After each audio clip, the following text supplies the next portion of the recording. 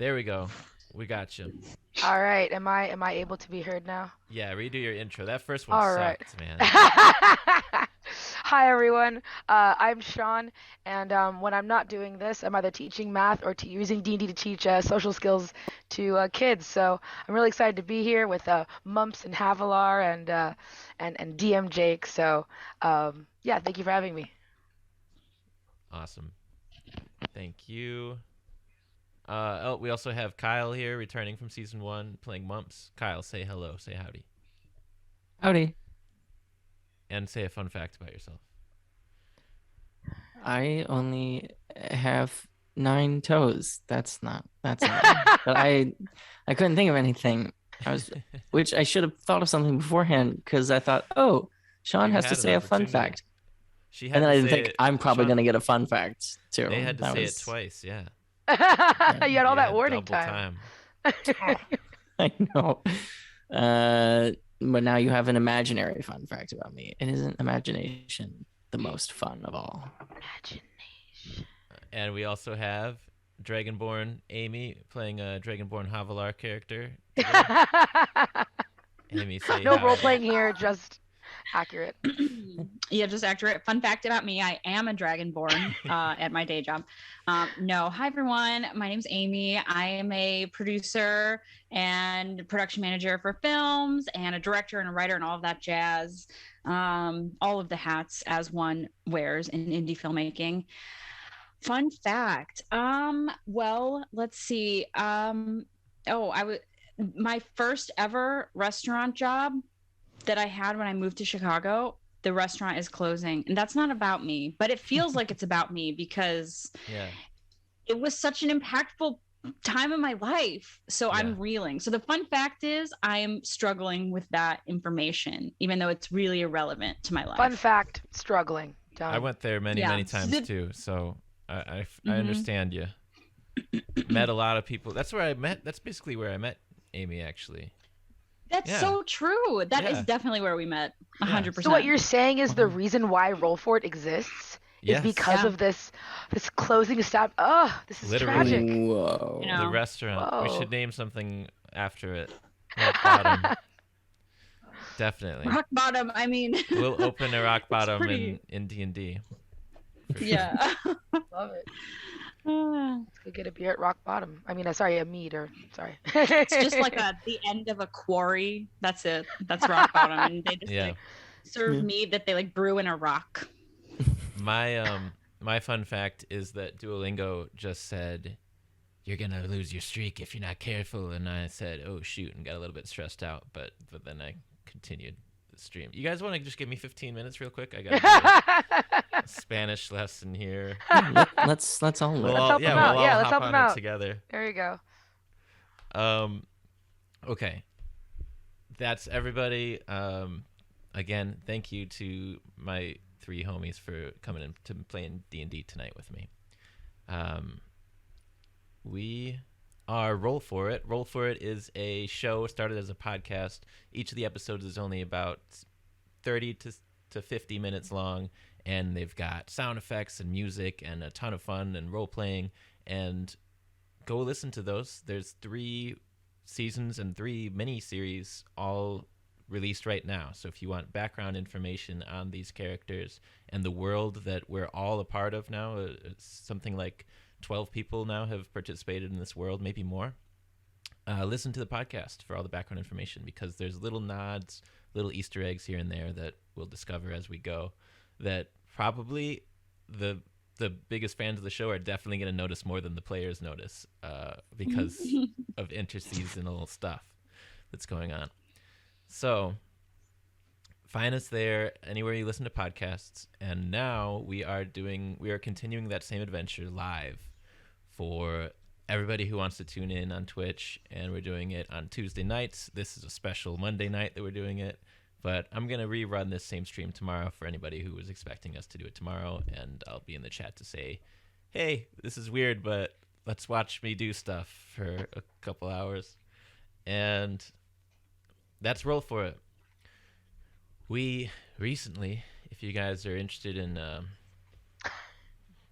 continuing the story, I'll do a quick recap of last week. Yeah. I was thinking I'd get off actually and go Oh, okay. home. Well, at least you To the had your next intro. room. Yeah. Yeah, I gotta go find. that's Me and Amy were What- actually gonna go grab a beer at Rock Bottom. Just yeah, yeah, we were just just to And I- commemorate, the yeah. Yeah. I gotta go And- find my 10th toe. wow, you were really waiting to say that, weren't you? Well, no, because I was gonna say, and then you were talking already, so I was like, oh, I'll just wait. That punchline can wait. But then I think you stopped talking too because you're like, oh, I think he's saying something, and so we both stopped talking. And Sean jumped in because they might have noticed that we both just got really quiet. We're very considerate players. We like to let each other talk. We don't just hog the conversation. That's what makes it such a great pod / stream / life. It's great. / life. Great life. Deep. Great time. It's Write like that a down. fantasy. Put it on a shirt. That's the T-shirt. Okay. that whole bit. Go. Yes. Recap. Let's hear Let it. me make sure What do you that got? my mic is in its proper place, because I'm told that it's not. All right, here we go. So, recap. When we last met in Roll For It Live Season 1-ish, the gang. Amy laughs because I lost This is my favorite I lost part. a lot of steam there. Yeah. Carry on. Sorry. It's good. well- Go. Previously, the gang was getting a massage. Havalar and Mumps, who are in the nearby city of Lexington,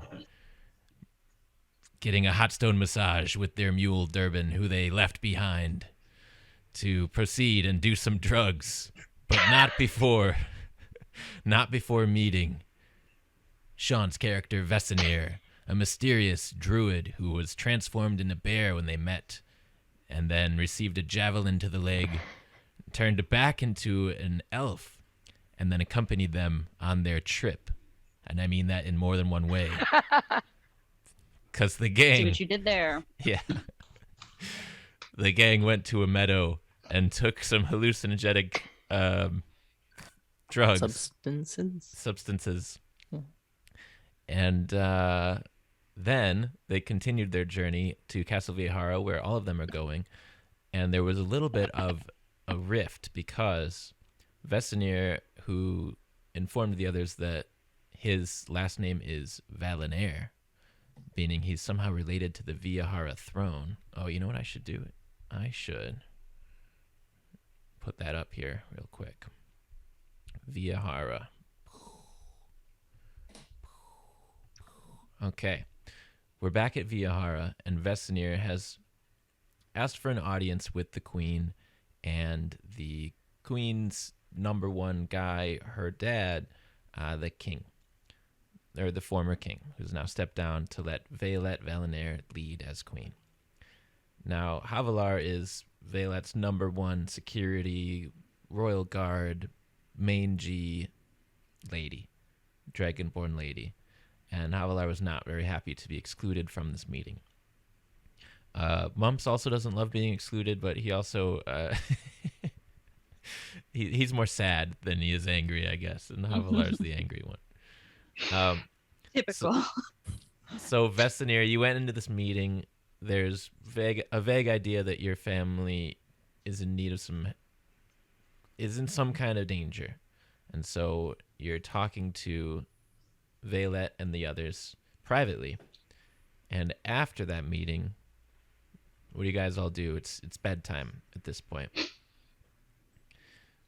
Just curious what their routine is. Well, after witnessing this disrespect to my entire title and existence at Castle Viajara, I try really hard to sneak around and listen, but it's all in vain. And eventually I just go to my room and secretly cry, but no one knows that. Nobody, not even me. Mm-mm. Not even the DM. I feel like Vesenir would definitely After the meeting, after he begrudgingly retrieved his scythe from what seems to be a somewhat uh Havalar seems a little different, but he's not one to pry. So he definitely realizes, wait a minute, this is the first time he's like slept inside in quite some time, and he kind of panics and hopes that there's some kind of garden or something that he can kind of find a tree to climb up and sleep in. You reject the roof over your head. Oh yes, definitely, 100%. Find a Once nice again, not spot in the realizing how courtyard. much it's upsetting Havalar, but yes, no, I definitely refuse And the it's room definitely for a sure. nice room too that you Oh turned yeah, down. oh yeah, Very definitely. nicer than Havalar and Mumps' room, Oh probably. no, A bigger bed so than Mumps' shiny. room. Well, how can you sleep like this? Every room has a bigger bed than Mom's room. So On principle. And Mumps, what do you do? Mom's has to go back and get Durbin. He made an oopsie. Forgot Durbin. But it's okay. Durbin was already walking back. Durbin So Mom's was got about halfway there. It was on like, his way. oh, buddy. I'm sorry. All right, let's get you home. Yeah. Walks back to the castle. Yeah. Gets so to it bed a little later it than takes usual. a few hours. You get to bed, well into Later the than night. he wanted to, but it's okay. It's not too What bad. else was he gonna do? Not go to this meeting? So Yeah. So the two of you are woken up. Sean, you're not woken up at the same time. Well, Sean also goes into a trance, doesn't actually sleep. So Sean, you're still chilling in the woods. Castle Viajara, by the way, is surrounded by mountains now. It has moved from its original home in the Feywild to this mountain range in the northern region of what's known as the material world, or the middle plane. And so it's chilly, but Vestanir, I think, is used to life in the wild and is trancing fine and comfortably from the trees in the courtyard, which is So extensive. it's the most natural place to be. It's this what do they call it, the comfort zone. Yeah. Meanwhile, the other two arose at roughly the same time. I think you guys' rooms would be near each other. And you're awoken by Ninny Bobbin, who is a guard who Havalar trained. He's been with, the Valonair family for probably about a year now. And he says, Havalar, it's time. We've got a very important message for you and for Mumps to tell you, if you're ready, if you'd like to hear it, if you're ready to hear it. Yes, the important message, I say very loudly, that the important message that I will be receiving, yes, I receive important messages, and here is one of them. It's about to Yes. take place. All of the most yes. important messages. That's right. And he's like looking around like, what? and Moms can hear this too. Yeah, Yes. well, you've been, Or- the I mean, door's are been you there? knocked for your door as well, Mumps.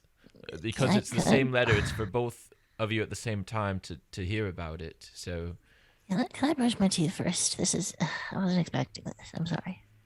yeah, I think that's appropriate. I'll wait with the letter until you finish brushing your teeth.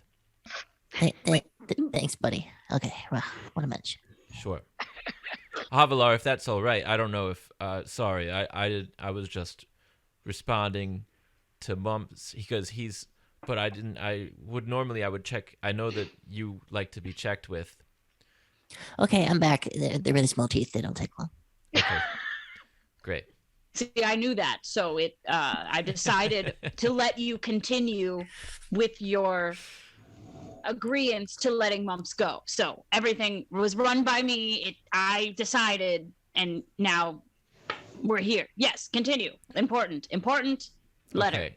Instead of reading this letter out loud to both of you, what I could do is open it, or you could even open it, and then you can read it, and in your head as you read it, you'll hear, it's from the Queen, it's from Shaire Vaelette. You'll hear Vaelette's voice in your heads as you read it, as kind of like you're remembering fondly of a time when Vaelette spoke to you, which is recent, but does that sound like a fair thing to do? like you to read it. Ninny Bob, I really would love to hear you read it out loud. I Hey, think this is the best way we should do it. Is Hold on, I'll hey. just What's Havalar, up? hold on. And then Mumps like turns and puts a hand on Ninny Bobbin's shoulders, like, Can you read? I'm sorry. We didn't mean to presume that you were literate. It's an epidemic, I hear, sweeping the nation. People just can't read. Well, I'm certainly not the strongest reader. So I think there was time when I would say, no, I can't read. But that time has sailed its ships, as they say. So, yes, I say but that, I think it'd be better off if you just do the thing where you have Vaelette's voice in your head while you read the letter. Havalar, I think we better just get this over with, because the sooner this thing gets read telepathically through whatever, the sooner this guy goes away. Just give us the letter. Oh, now I'm trying to think how Amy's gonna actually hear this. I have Mary Kate recorded this letter for us in her voice, in Vaelette's voice. Oh, that's so cool. And I have it here. My gosh. I cannot even. But I don't know Oh how my you're gonna gosh. hear it because I'm gonna play it on the stream, which I know that Oh no. Kyle and Sean have. Maybe if you can real quick pull it up and just turn it off after the pull it fact. up. We have time. This is so cute. I can't stand it. Oh my god. Ladies and gentlemen in the chat, one of our players who's not here with us right now, she's too busy, but she's the Queen of Viajara, has recorded this letter for us over the weekend, and so we're going to play her voice as soon as I'm sure that Amy will be able to hear it, because I didn't think about that. Okay, I You think guys I'll don't- be able to Okay. hear it. Okay, yes. Oh my gosh, now I'm seeing myself. Okay. Wow, there's so many feelings. All right. Wait, Here we go. So I should mute myself now here though, because otherwise you'll hear it. Yeah, if while I it's listen to if it. it's gonna play out loud, then yeah, mute yourself. Okay, yeah. Zoom. All right, muting. Okay, here we go, folks. Let's see if it worked. Oh, do I have to do? My dearest friends, Havalar and Mumps. It has come to my attention that conditions in the Feywild, our former home, are getting dangerous. The people there require our help, but as you know, I am needed here as we establish a new kingdom. If Viajara is to thrive, I cannot leave my post. I'm asking that the two of you, under the leadership of my cousin Vess, who seems like a lovely fellow, launch a mission into the field. Confront the mysterious peril that lurks in that realm before it gets out of hand, and reclaim the former Valonish castle for Vesemir's people to return to as soon as possible. Those weirdos giving the humans the wrong impression of our elvish kingdom. As part of this order, I am officially reinstating an age-old tradition, one of my absolute favorites. I'm reforming the Valonair Knights. The Valor has been a squad of elite super soldiers called upon to carry out missions both domestic and throughout the plains. And you three will be the first to wear the colors in over a century. When you return, we'll have a feast to celebrate your nights. Until then, go with the blessings of Viajara, and of course, with my love. P.S. Jushna will cover both of your posts while you're away. He's well aware of your defensive routines, Havalar, and he's been getting pretty good at the loot. He's great with his hands.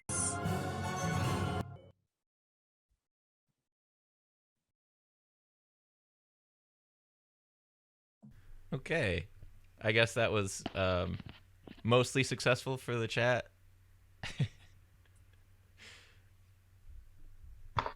Oh my gosh.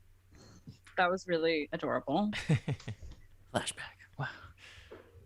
Havalar has to take turns Sure. away just a glimmer of moisture in her eye, and there's things in the air. Yes.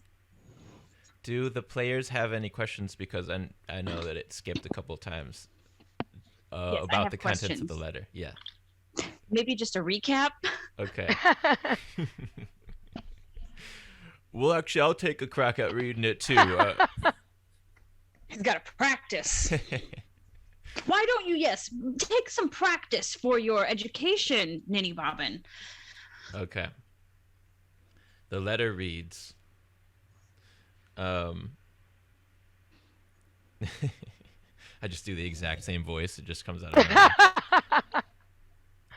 I would be impressed. My dearest friends, Havalar and Mumps, it has come to my attention that conditions in the Feywild, our former home, are getting dangerous. The people there require our help, but I'm needed here to establish our new kingdom. If Viajara is to thrive, I cannot leave my post. I'm asking that the two of you, under the leadership of my cousin Vess, who seems like a lovely fellow, launch a mission into the Feywild.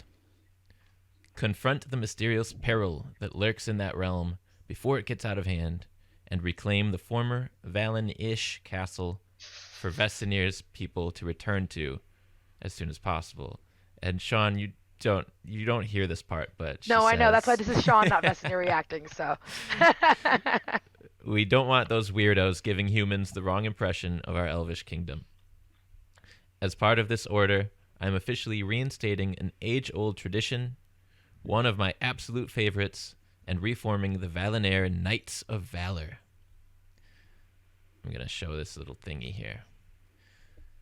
The Valor has been a squad of elite super soldiers called upon to carry out missions both domestic and throughout the plains, and you three will be the first to wear the colors in over a century. When you return, we'll have a feast to celebrate your bravery, fair knights. Until then, go with the blessings of Viajara, and of course, with my love, Shaire Vaelette Valonair. P.S. Jushna, who is Dragonborn rescued in season 1. Here, let me put up my little Jushna blurb. Jushna is going to cover both of your posts while you're away. He knows the ins and outs of the defensive side of things for Havalar, and he's getting pretty good at the loot. He's great with his hands. Winky face.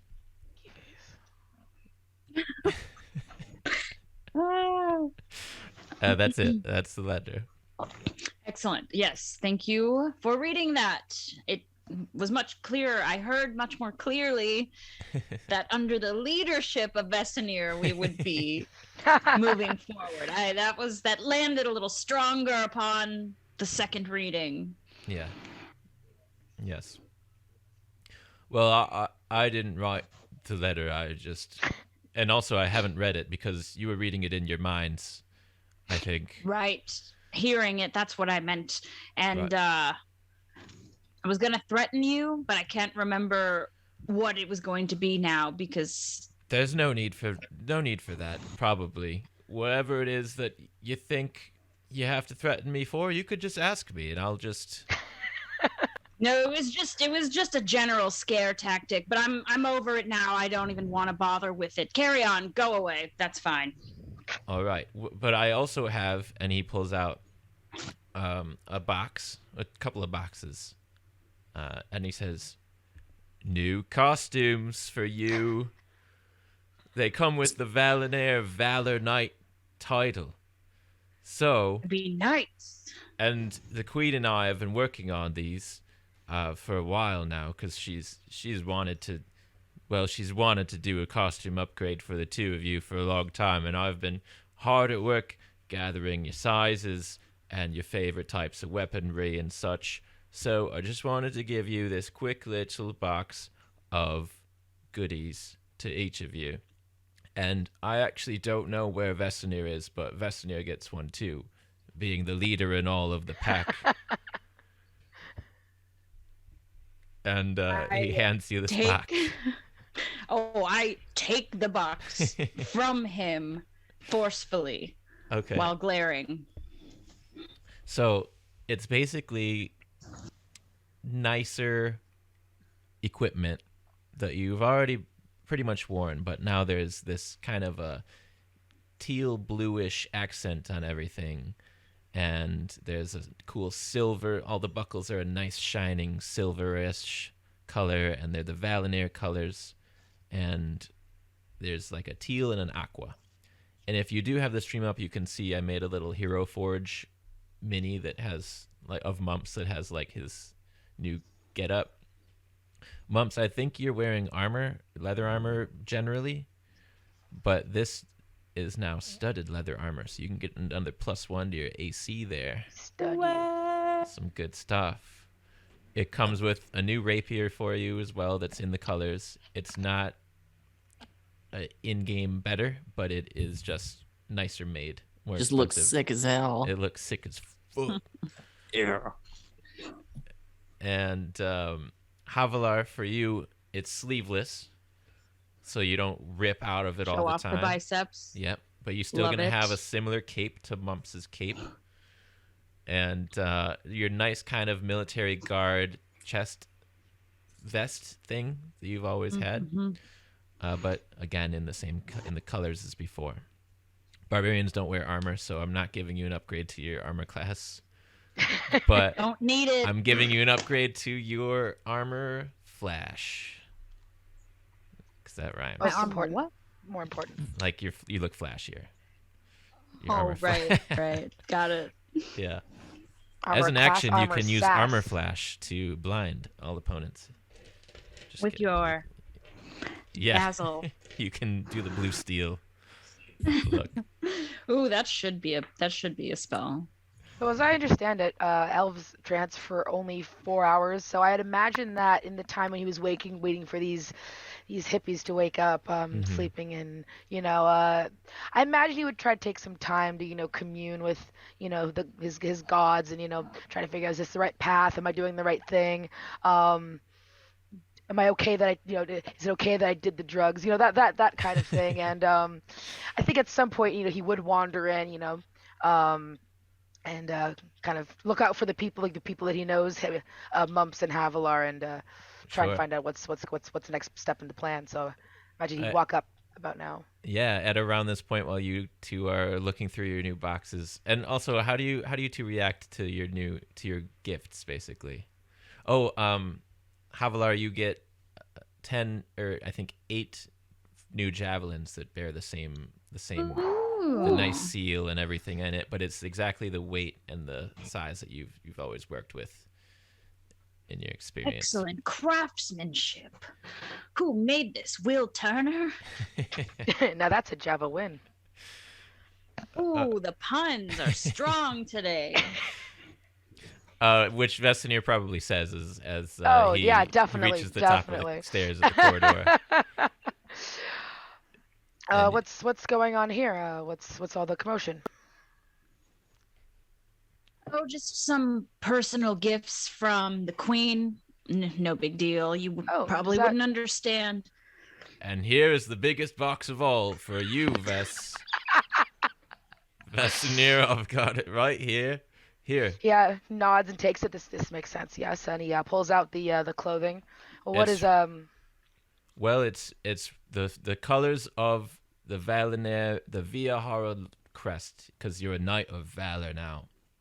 And it's an honor to be in the presence of all 3 of you, the first Valor Knights in over a century. I don't know. You should have a painting commissioned. I actually, maybe I gave it away a little bit, but we were working on one. do we really have time for that? I've been describing all of your appearances to our artist, and they've been, well, it's coming along nicely, but it's going to be a little while before. Probably when you get back, you'll be able to see your. We'll have an unveiling at the feast. Of course, yes. There's That's going a to be a great idea. Very, very well done. I imagine that as he looks at the crest, seeing the crest of the family that's kind of they've been in the shadow of all these years. He doesn't seem particularly pleased to wear it, but tries his best to keep his emotions to himself and goes, "Yes, thank you, very, very, very good. Yes." Yeah, especially because we see your. Oh, by the way, new portrait of Vestanir just dropped. That's thanks to our in-house artist Mandy in real life. Yeah, whichever way. Well, now it's both ways. So Mandy's amazing, and give her a follow on Instagram and check out her work, and she will draw stuff for you. She does commissions, and she's awesome. But anyways, Vest doesn't really wear too much of a shirt in this, so it's gonna be kind of like, I think that most of the costume will be it'll be like waist down costume, and still the same druid upper torso. I imagine he would probably end up like, hold on, let me just adjust this really quick. That's better. This needs That's to be much... lower. Into the trash. Into the trash. yeah, once again, just completely disrespecting everyone in the room. Just, yep, that's where that goes. Anyway, let's continue. What's our next step? Havalar rolls her eyes very, very largely. Her whole in a head. large fashion.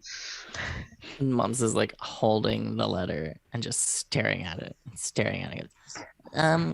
The first step is we go and find Jushna, and we go ask, what's all this loot business, huh? What's he doing with the loot, huh? What is he? You didn't know he was practicing? Does he think he's better than me? Does he think I don't understand. Because like, can he even play like Ode to the Golem in C major? I don't think he knows that one. I just it's really baffling. I really don't He's just like muttering to himself, staring at the letter. Are you feeling a little insecure about your position? I'm sorry. Crybaby says what? Vestinier puts, oblivious to what's going on, puts a hand on Mumps' shoulder and says, do not doubt yourself, little one. I'm sure you should have confidence in your skills. I am sure they are quite great. They are. Mumps, Jushna can't play Golem in G major. I heard him try it before, but he didn't actually get past the beginning lick, the really hard one that you do your own little flair on it. Yeah, you need fingers of a certain size to pull it off. Yeah. And Dragonborns just can't. No offense, however, Dragonborns just can't. They can't loot it like that. You gotta stick to the banjo. That's where those. That's where those fingers really belong. Yeah. Vestinier, the next step for you, which just based on your meeting, you've requested access to a specific place, which is supposed to be like, if you guys are ready to go on your quest, go ahead. I'm sorry. I wasn't going to reveal this, but I suppose if you are the new knights, you are going to be accompanying me. This is a secret not known to many, but there is a secret, you could say, magical hub known as the Fifth Tower that Castle Viajara has possessed. And Havalar just laughs and laughs and is continuing to laugh. No, yes, carry on about who told you about the Fifth Tower now? Was it? No, just tell me who told. Yes, well, it was actually my mother who suggested that I use the portal magic inside to return to the Feywild with Viajar's aid and face the threat at our castle, Moonside Castle. Well, that's not very motherly at all. That's like something a mean uncle would do. It's like send you on a snipe hunt in the Fifth Tower, She trusted your mother hated you. She only trusted the person who could do it most efficiently, I believe. And she told me that she I remember her words exactly. She said the Fifth Tower is said to be invisible, but by holding your sickle, Vestinier, overhead from the peak of the castle's second tallest tower, you will reveal a path to the entrance. So I don't know how to break this to you, Vestinier, but your mother is a liar. Now, hold on, Havalar. Hold on, because maybe she just hasn't been here in a while. Maybe there used to be 5, and now there's 4, and she just didn't know. Maybe she hasn't, visited in a couple 100 or 1,000 years. I don't know. However long else. I understand mistaking ignorance for malice, but in this case, I believe the ignorance is of your own, Miss Havalar.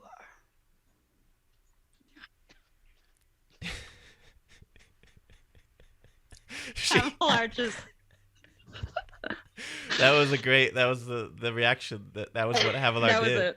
it. Yeah. It was the what is it? The I can't remember her name. Something Beifong, Sue Beifong, the meme. Just Oh yeah. From Yeah. Korra. Well, yes. Well, Vesanir, why don't we go ahead and we'll follow you along this little adventure you want to go on, and you can hold your little knife over the side of the whatever, and we'll see what we'll do that for you, won't we, Mumps? Won't we? And I Yeah. elbow Mumps too hard. Yeah, I didn't have anything else planned for today. Yeah. Ah, wonderful. Thank you for your hospitality. I'm most grateful for your assistance. I'm very excited to see how well you three are working together on this mission already. And I've got one final thing. It's not. I feel like it's a gift, but it's just like the next thing that I had to give you, because it's not a gift. You've earned it all. So, anyways, here's your emergency gold bundles for Mumps, and Ooh. here's one for Havalar, and they're big too. There's a lot of gold in them, and I didn't count, but there's 600 in that one and 599 in that one. And for Vess, this is a much larger chunk of gold, but it's to help your people out when you reach your people, as agreed upon. It's a relief package for them. Excellent. And hands you a small chest, very heavy. Oh, thank you. My family will be most pleased to and relieved to receive this aid from from our fellow Valonairs. All right. And I put that relief package. That was my idea. Just so you know, I put that in place. So you are most you know. thoughtful. Thank you. All right. Where to, gang? Well, would you mind, if you know the way, after all, you seem the expert here, would you mind showing me where the castle's second tallest tower resides? Right this way, and I gesture very largely towards down the hallway, and we Okay. start walking. Okay. You're heading to the second tallest tower? Mm-hmm. If I'm looking at the picture of the castle, you can see there's 4. So you're going to this one over there, right? Yeah. The second tallest one. That one. That one. Yep. That one. That one. Okay. Quick question. When you say second tallest tower, do you mean like the second tallest tower of the 4, or take you to the tallest because the 5th is technically the tallest? I believe she was referring to the second tallest of the other four. Okay, great. I just didn't want us to like walk all the way there and then have to be wrong and then walk all the way somewhere else, because like, I will do what I have to do for my people. Once again, just way too serious.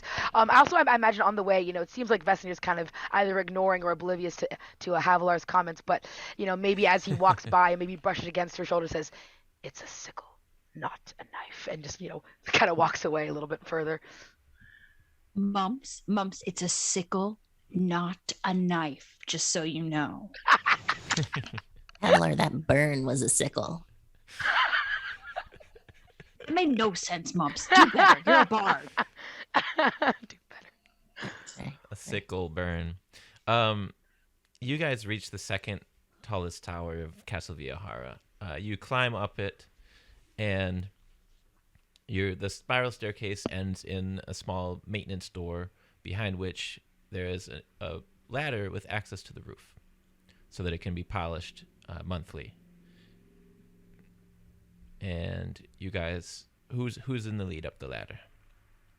Well, I have been in the lead so far, and Okay. then I step back and I gesture to the ladder. Vesanir, please do the honors. Okay. Thank you, Miss Havalar. And he unsheaths his sickle and proudly and loftily holds it overhead from the peak and All right. and waits. So you open up the tower and climb. You're greeted by a gust of wind. It's very high up here and very cold. So you stand up, wavering a little bit. The two of you, do you go to the roof as well? Oh yeah, I gotta see this. Come on, Mumps. Okay. Okay. Okay. So the two of you hop up there as well. It's very high. And Vestenir, you're holding your sickle, your moon sickle up, and just kind of standing there for a little while. After a moment, just kind of looks around, tries not to, betray his nervousness. Is still like, Vesenir, how's it going? Everything is going quite expectedly. Yes. Did your mom say how long this would take? Because I didn't eat breakfast. I got the letter right away, and then we came straight here, and I'm getting kind of hungry. Can you guys make a investigation check?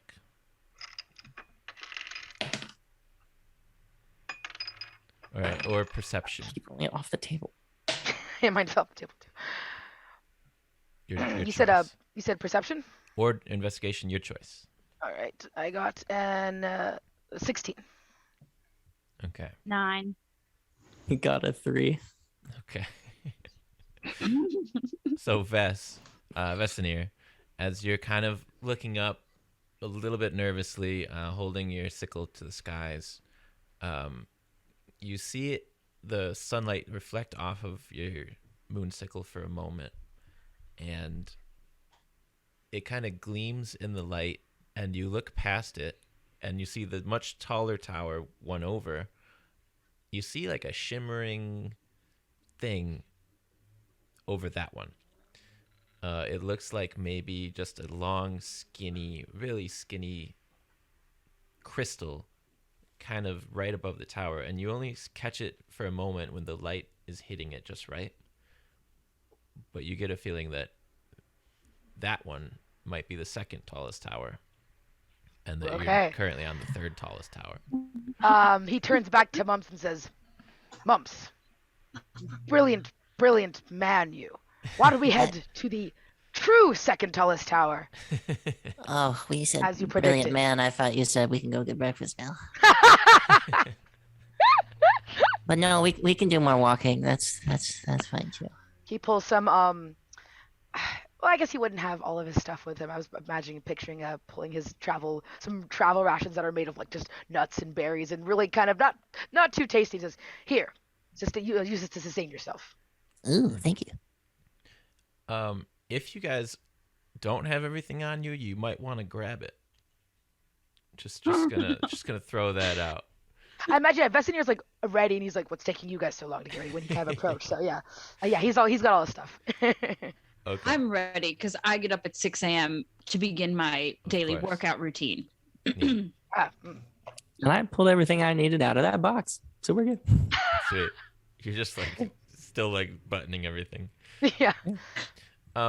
You three head back down the ladder, down the stairs from the second tallest tower, over to the center of the Castle Viajara, and up the center tower, which is the tallest. Along the way, you pass your quarters, which are a few floors up, and Ninny Bobbin standing there. He's like, "How's it going so far?" Have you moved, Ninny Bobbin, since we left this spot? Yes. Well, I was taking some notes. Since you left, I was taking some notes of what to tell the portrait artist, so that the next time we have a meeting. Ninny Bon Walks over and he puts his hand. Can you write? It's taking you a long time, buddy. I'm worried about you, man. I'm worried. Oh, and he holds his notepad like to his chest, and he's like, "Yeah, I can write. Writing's the easy part. Between the two, I could definitely write, and that's why I'm just writing the notes from. When inspiration strikes you, you have to jump for it. While he's talking, can I roll sleight of hand to try and take that notebook? Yeah, sure. It's always on the floor. Oh. That's going to be a 26. You see nothing. No. So you manage to just slip it right out of his hand. Do you replace it with something, or do you just kind of like... I'm just going to read it for a sec, see if he's saying some flattering things about us. You take it out, you hold it behind his head as he's talking, and glance at it. It's has anybody seen It's Always Sunny in Philadelphia? Because it's Charlie Day. It's a bunch of symbols and like drawings. Oh God. This is what I was hoping you were gonna say. Making fun of illiteracy. Yeah. I see. Is illiteracy common in this castle? I did not know that my people the Valonairs were tending to this. Interesting. Yeah. There's very rough circular drawings of each of your heads, and on it there's like little scribbles of like different colors of crayon, like to indicate, different shadows and stuff. It's not a good drawing, but it's just notes for the drawing that will be done by the artist. So I roll another sleight of hand to put it back in his hand without him noticing. Yeah. Okay. You do so. No, you. Oh, great. You got it. You covered it on that 26. I'm just gonna put my hand. I could put my hand back on his shoulder and say, Can you do me a favor? I just go ahead and hold off on that portrait. Wait until that artist can see us in person. It's nothing against you. It's nothing against you. I just want it to be a group moment. I want it to be like a fun thing for all of us to do together. I don't want us to miss out on that. So if you could just maybe hold off a little bit on those notes there. That makes sense. And I did want to say, now I'm glad I got to see you again. For whatever reason that you're back here, because if you need anything, any of you, I'm in charge of doing those things. So if you need a thing done, or like I can carry something into a building for you, or whatever it is, you let me know. You say, do I have a task? Ninny Bobbin is the task that I have. Ninny Bobbin, who gave you that special role? It seems... Well, who gave that role to you? Well, it's been a long time that I've been sort of involved in the planning and the plotting for the costumes, so I just thought that I had kind of the first foot into the Valor Knights door, and Vaelette agreed with me, so we just think, I think that's my official Mumps just title. Puts his hand on his shoulder and goes, Nanny, can you talk? Do you know how to talk? Can you speak common? Like, is that something you know? Yeah, of the three things, speaking is the easiest by far. Speaking, and then reading, or maybe writing, and then the other of the three, the reading or the Sir writing. Ninny Bobbin, you just reminded me. Would you mind something that you can do for me? Would you give my cousin, Queen Vaelette, my regards? It was such a pleasure seeing her yesterday. It's been so long, and I just wanted. Absolutely. Will Yes, do it was that. Give her my regards to Ninny Bobbin, Havalar says, as she gets just very close to both of them. Give each of them regards, or just the one person, but each of your regards. Vesenir leans over to Havalar. Is he going to do it? Doubting his. I really don't know at this point, but the more we say it, maybe it'll stick. Stick in his head. Yes. Onward and upward to the tallest tower in the center of Viajara, which you guys now climb. before we get there, Yeah. while we're at our rooms by Ninny Bottom, should I lean into my room and go, Durbin, it's go time. If you want him to climb some stairs. Is he in yeah. your room or is he in the stables? Oh no, Durbin sleeps with me. Durbin sleeps right there in the bed. I love Durbin- it. I love it. They made him a ramp from the... Oh, of course they did. If we're going to the Feywild, we're not going to leave him behind. Sure. You know. Durbin was sleeping in a little bit, and he kind of stirs and looks in your direction and goes, and gets his way to his feet and trots along behind you. Sorry. Go ahead. As Durbin comes into view, Vesenir's expression, currently, determined and a little nervous but confident, softens and then looks at Durbin with a familiar and says, Durbin, you know Durbin. It's good to see you, Durbin. Durbin, Mumps, you do recognize, because you know Durbin very well, you do recognize the recognition in Durbin's eyes as Durbin spots Vesenir and does a quick, and Vesenir goes over to Durbin and kind of, does that thing where you first offer the food and then you kind of stroke the face a bit after the nuzzling. Yep, you get a bit of mule nuzzle from Durbin. Excuse me, what the hell's going on here? Yeah, what the hell is going on here? Completely ignored. I say- It's been so long, Durbin. How have you been, my friend? Scratches behind the ears. Durbin just looks That at doesn't you answer that question at all. Durbin just looks at you like, I don't speak English, and nods. Let's see. I'm like, How do you know Durbin? Vesenir. So How does Durbin know you? Why wouldn't Durbin tell me? the two of them actually, and you two don't know this, Vesenir, just because we didn't clarify. Durbin and Ves met in the Feywild many years ago on a brief encounter when you were both traveling in different directions. Durbin was a very kind mule, and you treated him with kindness yourself. And the details of that encounter will be in the next bonus series called Durbin Meets Ves. spin-off series. Yeah. Electric series. Boogaloo. Yeah.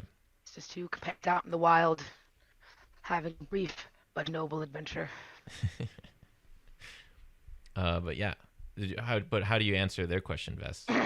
After kind of having a bonding moment with Durbin, like, oh yes, turns back. Yes, as if almost like a forgot you were here moment.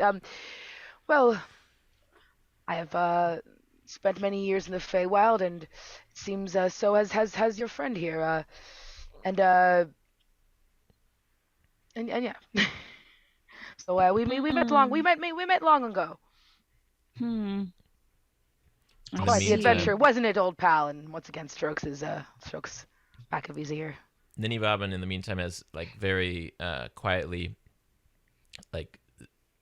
started to tie up Durbin's new costume wardrobe onto his side and onto his side and saddled him up. He's wearing the Valonair colors as well.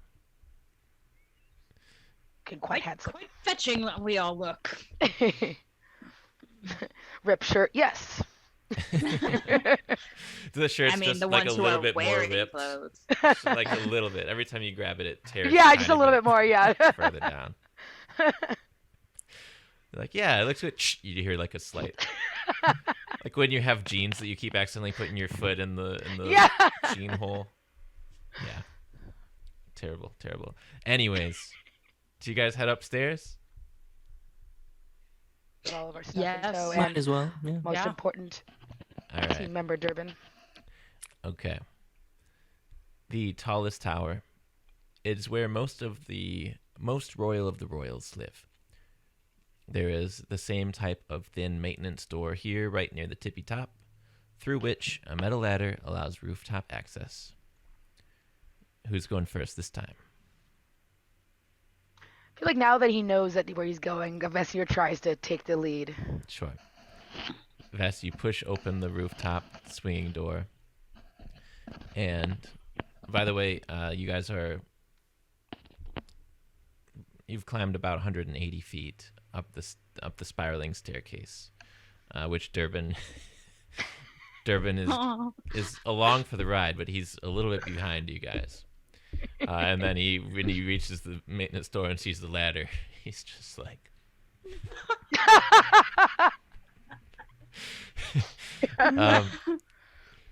but you reach the top of the ladder, push the trapdoor open, and the cold wind, the even colder wind, now hits you at 200 feet above the courtyard. As you climb onto the stone roof, you have a fantastic view of the surrounding mountain range. Everybody is up here now as Vess raises the moon sickle over his head. You sway slightly with the wind, and you look to the sky, and you suddenly feel the sickle clink into something, even though you can't see it. The clink rings out like you've hit glass or crystal, and the sound seems to ripple through the air, creating a faint blue outline around a long, tall ladder of glass that extends upwards another 40 feet into the sky. Best can't help but look back at Havalar, just kind of give like a. All of you see the ladder levitating above, barely visible as if made of glass, but fixed in place overhead. That's cool. All right. Does it? Yeah. Other than that one brief moment of pride, turns back and begins climbing the ladder. Okay. Are we supposed to follow him? I guess we have to. Yeah, but more importantly, can you, Havalar, I'm sorry, can you give Durbin a lift? He's having a bit of trouble here. Of course. And I reach down and I just pull. Do I have to roll for it?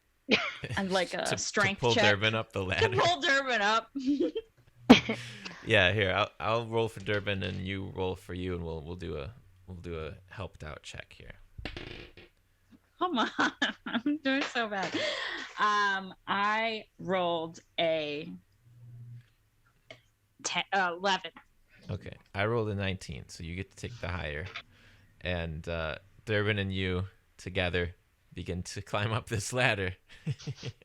It's about one person wide, but with one of your arms and your other underneath the mule's belly, Here we go. you begin to lug him up. Vess, are you climbing at the top, and Mumps, where are you in the order of things?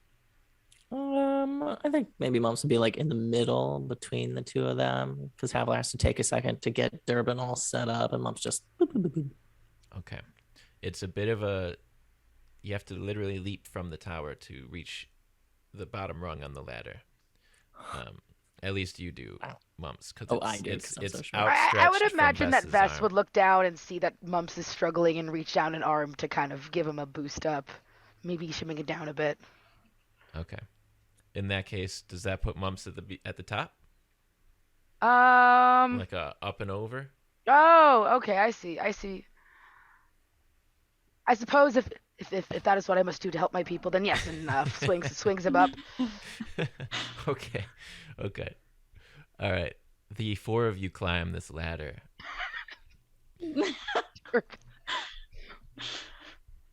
The rungs are not cold to the touch as you might expect, but warm and comforting in an otherwise highly stressful situation, with the three of you climbing an almost invisible ladder towards the ever nearer clouds. Mumps, you reach the top of the ladder, and there seems to be no more ladder. You're now just 40 feet in the air, above 200 feet in the air, above a mountainside, on an invisible-ish ladder. What? Vesnir, did your mom give you any more instructions? Because I don't know what to do next. You shout down over the wind, which is now just kind of like, yeah. What are you saying? I'll be right there. Climbs Mumps up. just waits. Climbs up. Is he able to see out, or is Mumps like in the way? So Mumps is small, but kind of in the way. Kind of maybe climbs around Mumps a bit and kind of pokes his head up and panics a bit and says, the path should be revealed to the entrance. I kind of scans his brain trying to. And yeah, Mumps, you're right at the top of the ladder. Do you need to like do some more sickle stuff, or like say magic word, or like I don't know. Do we need to She didn't does mention Havalar any need to come up and particular- smash a cloud or something? Or... That might be worth Did I hear attempting. smashing? Maybe we're still thinking about it. One more wrong for Durbin and Havalar.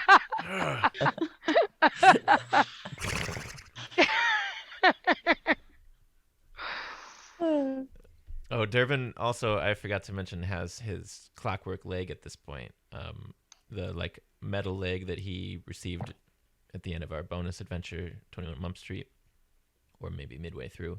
So that's look helpful. different. That's kind of a good way for him to support all of his weight on his bottom foot as he kind of just like hydraulics himself up Yep. along with Havalar.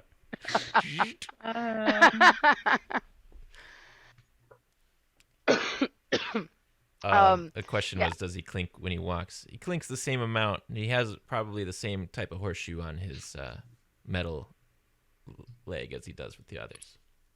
So just your regular mule trot clink. No regular mule. Oh, sorry, trot. Okay, Sound. yes. Yeah. Yeah. So I imagine that Vesemir would try to maybe like take out his sickle very carefully, mind you. Doesn't want to drop it, and maybe tries to like hold it out. After all, we're still overhead from the tower, right? So I Yes. imagine that would still kind of, following his mother's instructions to the Sure. word, tries to hold it out, holding it tight, his sickle tight. So when you extend your reach past like the top rung of the ladder, you see your sickle just kind of vanishes from your sight, as if it's passing through a hallucinatory barrier of some kind, and like a little bit of your hand has gone through as well. Mumps, keep climbing. To where? And Mumps, you just see trust that me. as well too. You see Vess's hand just disappear into nothing Look, see, about a Mumps. foot and a half in front of your face. Well, all right, here goes nothing. Just keep Okay. climbing.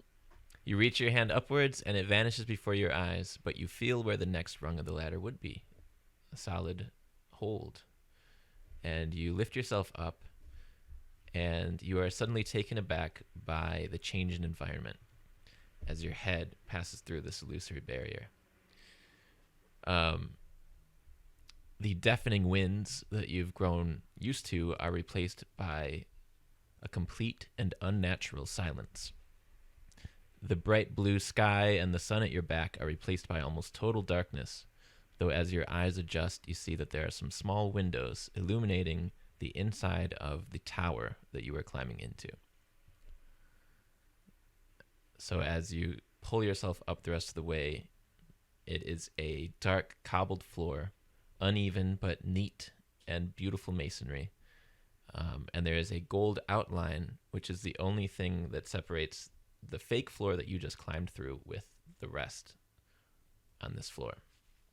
So do you step all the way up into the tower?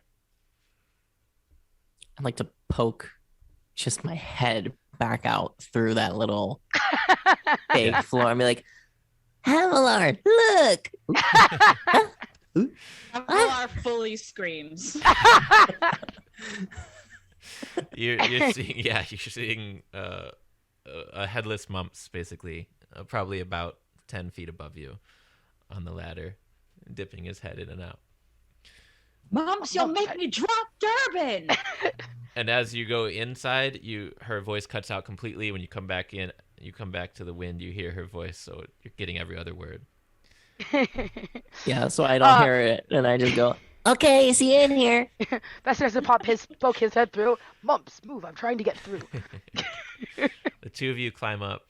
You make your way onto the cobbled floor.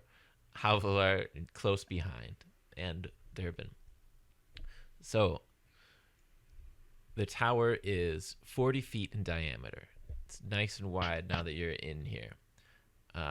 It's all covered with this uneven but neatly uneven cobblestone in the walls and on the floor. You have a 10-foot wide spiral staircase ascending the entire tower, and it starts on your left. And you see that the shaft in the middle is completely open, so you can see all the way to the top. It looks like it extends over 100 feet higher upwards. So everybody's cardio has been plenty activated so far today. With the first tower back down, the second tower, and now the third tower, or more accurately, the fifth Did tower. Mumps ever get his breakfast? Oh no. He had a berry, is that right? Oh A yeah, berry yeah. from Some Beth? travel rations. That's what he gets. Okay. Let's see what else. Every 40 feet or so, as the staircase loops around, a thin arrow slit of a window allows some light to pass through. The first one is 20 feet above you against the opposite wall as the ladder entrance. Through it, a beam of light shines down on a 15-foot tall statue, a golden statue of a male high elf with a familiar three-pointed crown of the Valonair Royals. That's in the very center of the floor, beneath the chute of the spiral staircase. Well, Vesanir, fifth tower, we're here. What are we doing now, leader? So are we at the we're at the bottom of this? Okay. Yep. I imagine he would just continue up the stairs and let us climb. And he would recognize the statue. Would he? Or I'm sorry, I guess I'm asking, would he recognize the statue? He definitely recognizes the crown. You don't recognize the guy necessarily, Okay. but the guy in the statue, he's holding a pile of thick tomes in his right hand, and his left hand is stretched out forward with the palm facing up, and above it, a golden orb is levitating and slightly rotating. The orb is about a foot in diameter, and you recognize it as a globe. And the king's face is powerful and stern, and his eyes are locked on yours. Would I recognize this statue? Let's have everybody everybody who's curious, make a history check. And Vesanir, you can... Actually, Vesanir and Havalar, you can both have advantage, because it's Valonair lore. Mumps, I'm never going to give you advantage on an intelligence check. No. I got No, a 21. Though, yeah, so that's gonna be a. Well, it's not bad. That's a 15 still for Mums. Nice. I got a is- 6. Okay. Vesanir, you recognize this as the era of the Bad King. So this is a statue of that person.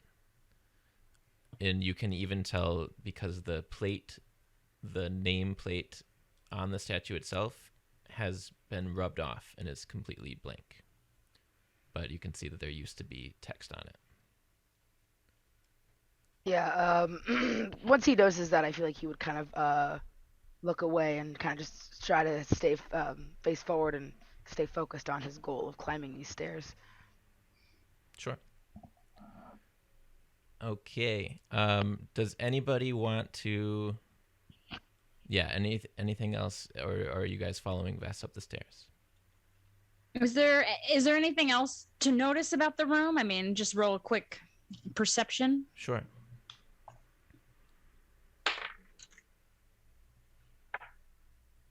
$19. Okay. You definitely also notice that the plate labeling the statue has been tampered with. Otherwise, you can estimate with that the tower is about 140 feet tall to the roof, with each level bringing you up another 20 feet, or a full circle basically brings you up 40 feet to get you on the way there. Can I tell how it's been tampered with? Like, yeah, sure. So what the damage is? Yeah, so it looks like it's been very neatly filed down to remove an embossed lettering. So neatly that it might have been magically done. And you also notice it's not difficult to notice, but you also notice that as you approach, and no matter where you stand in the room, even Vesenir, as you start to take the stairs, the head of the statue appears to follow you. Its entire head follows you whichever way you go on its This is body, unnatural. Doesn't like it. as if Nope. like an owl's head. That can't be good. I say quietly to Mumps. It's out the window. Look out that window. Yes, it's that's much better to look at than this. Yes, just keeps turning away from the statue. Sure. It's so creepy. Durbin, Vess look is at me. gone. Look at me. Poor Durbin. And Vess has gone 20 feet up, so Vess is at where that first, basically behind the statue to you two, at where that first little arrow slit window is. And Vess, out the window, it's the same sight as before. You can barely make out below you the rest of Castle Viajara. Okay. So we're still on the Yeah. mortal. You notice that though the arrow slit is open, it's the same kind of membrane that you pass through to get up the ladder, so there's no wind coming through. It's just completely silent in here. Got it. So we're still on the And material climate plane. controlled. Okay. Or at least that's what he's Yeah. deducing. Yeah. You can still see where you were. Okay. So he's gonna keep climbing. I'm climbing. Okay. Mumps, are you coming? Mumps just walking up with Durbin. All right. Mumps and Durbin taking up the rear then. Yeah. You guys climb. You make it past the statue's head as it watches you. Pass completely behind it. But before long, you're above it, and it's easier to ignore. Does it look up fully like this at us as well? Yes, Don't it blink, absolutely no. does. It's just on its neck now, like this. That is horrifying. Yeah. Who would Really do is. this? That has Yes, to be indeed. a bad Who would person. do this? Mm-hmm. Indeed. So as you guys climb, I'm gonna have each of you can make another perception check. An artificial 20. 19 again. Nice. You're about I got a 17. okay. So you guys are about 50, 60 feet up at this point, and all of you notice that underneath the staircases, the ceilings above you as you walk, it's very dark and shadowy because the light's all coming from the windows above. But as you ascend,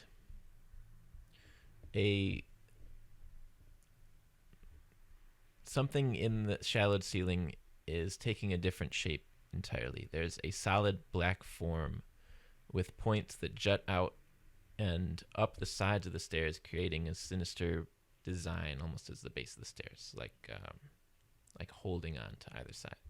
And as you look closer into the unnatural darkness of the form, in the shadows, you see that little parts of it are moving ever so slightly, like tiny little twitches, though the pointed bits still hold it in place. And all of you start to recognize this as the carapace of a long, skinny, insect-like creature, which is 10 feet wide and beginning to extend up the bottom of these stairs that are above you.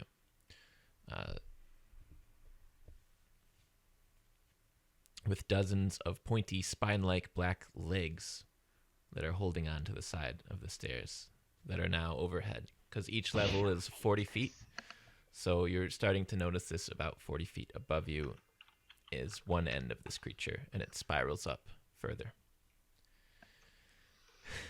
Makes you miss the creepy head turning. Yeah, Vest definitely. Yeah, he's already holding his weapon, but if he wasn't already, then he would definitely be brandishing it. Sean, by the way, hates this. Vest isn't so much bother, but Sean hates this. I'm sorry, Sean.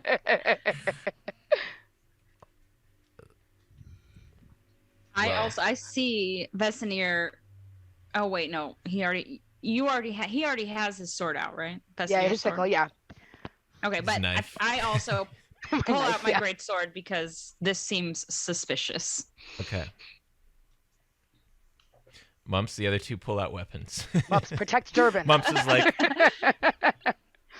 Yeah, moms probably wouldn't even notice if they weren't in front, and they see it first. And What's going on, everybody? Oh. Durbin, descend. yeah, mom's just like hangs back with Durbin, pulls out the sword, but doesn't keep moving forward. okay.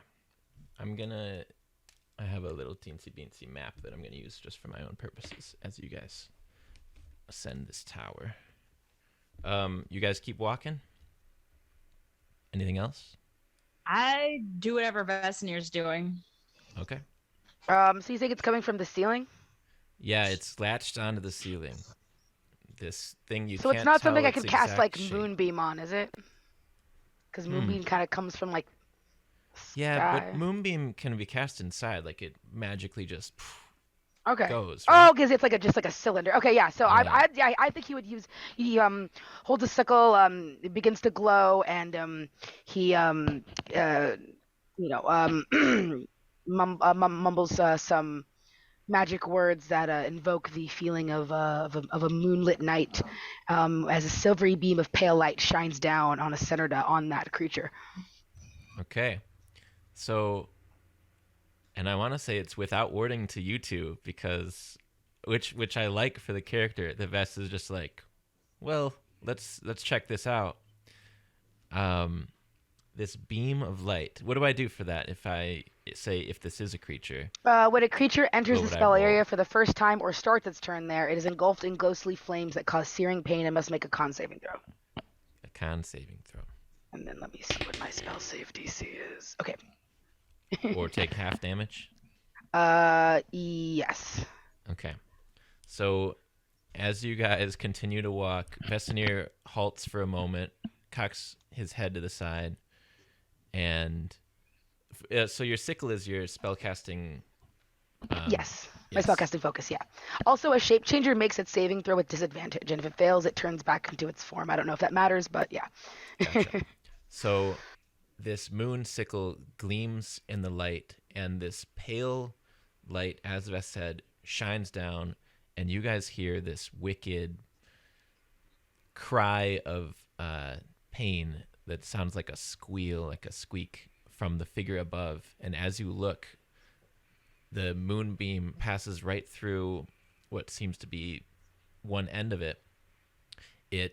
Its legs all activate and lock into place, and it wriggles around, and this sound, sort of like I want to say like the Nazgul in Lord of the Rings. Oh no. Just erupts out of this, and the creature suddenly rushes out of this. It's going to take half of that damage, Vess. I did say I saved with a 19. Okay.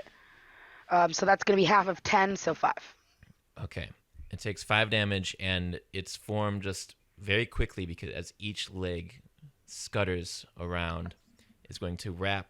So it's now on the inside of the stairs, and as you look up over the other side, you see that this thing is about 60 feet tall, spiraling up, and its head looks down at the three of you, and I'm going to show a picture of it on this stream here. No, I'm good. I'm good. And before I show this, just a quick thing. Roll for it. The concept has always been a list of 100 monsters, and we roll randomly and integrate that monster into the plot. And what happened was I asked Kyle over the weekend to roll for us, and he rolled a 52. I didn't tell him what that meant, but what he rolled was a skittering horror. An enormous centipede-like creature lurking in the shadows of the mysterious invisible tower. And as you can see, its face, I don't know if Amy has the sight of it, but it's this long mandible-ish creature, and there's this weird shadow being carried with it. And it looks down at you with its head, which is almost a Cthulhu head with some tentacles at the bottom and a large glowing orange eyeball-looking thing above it. And I'm going to say... we're going to take a break. right now. I can look up skittering horror now. Okay. Don't look up stats, but you could look up the Oh image. no, I won't. I want to see the picture. Okay. All right, viewers. You don't. It's been an hour and a half. We're gonna take a quick break, and we'll be back to see what the deal is with this creature. Moment in 15. I have to pee, and if I have to pee, somebody else has to pee out there. Thank you, everybody, Somewhere out in there. the chat, and we'll be right back.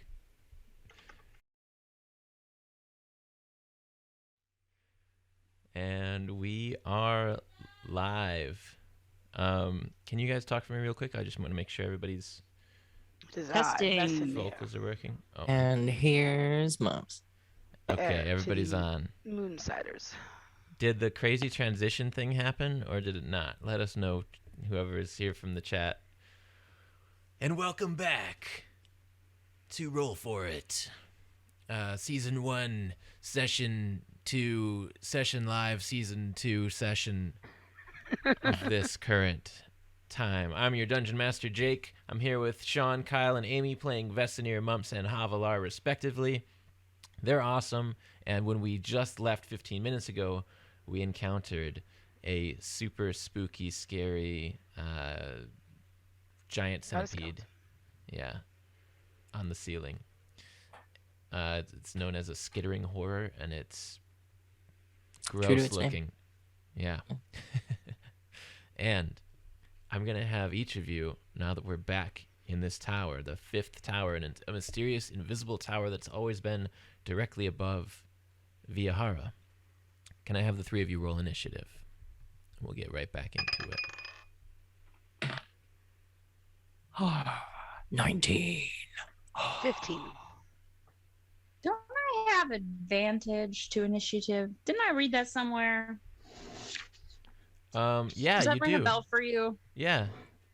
Or at least like +5. Yeah, no, you have advantage for sure to initiative. Oh God. So Kelsey's watching. She's you know Kelsey. She's the other half of like everything that Roll For It does, and she's watching. So I just wanted to say I replayed this follow. Thank you for the follow, JJ, and but Kelsey, the audio didn't seem to work. I'm not sure if it. I think we'll fix that next time. But at least the thing comes up. All right. Also, before we get into it, while you guys are rolling your initiative, which I'm sure you've already rolled, we have a follow goal here. So anybody who's watching, take a click on the follow button, and we're gonna try and get to our 150 by the end of this adventure, and see if we can do it. Keep expanding. Thank you to everybody who is already following us and who's listening and hanging out in the chat, and thank you to the wonderful cast of players I have before me now. And I guess we should, get killed by a Kill some thingy. skittering horrors. Yeah. I like your confidence, Havalar. Yes, let us end this Ah. beast. All right. And then we're gonna have a chat. Hit me with those initiative rolls. 15. 13. Okay. 19. Okay. Oh. Mom's feeling fiery. And last but not least, a 2. All right. I needed a device to make that 2 happen. That 2 doesn't just naturally happen. We're going to put Durbin's initiative order right after Mumps, in case, Mumps, you have anything for him to do, he'll do it right after you. Durbin, run. But we'll begin now. Mumps, you're about 10 feet behind the other 2 on this spiraling staircase, and you look up and you see this creature that's just been attacked by this magical beam of moonlight has lined itself up with the side of the spiral staircase and is above you, looking down with its crazy Cthulhu-like glowing head and this scary noise coming from, you don't even know if it's its mouth or its whole body, just clicking and clacking and screaming and squealing. So you have this scary thing above you, and for a second you look away to glance away, and you look down and you see just the head of a statue just staring right at you as well from below. We're surrounded. What are you gonna do? I think first I should turn around and take Durbin's face in my hands and go, I need you to go back downstairs just for Okay. a little bit.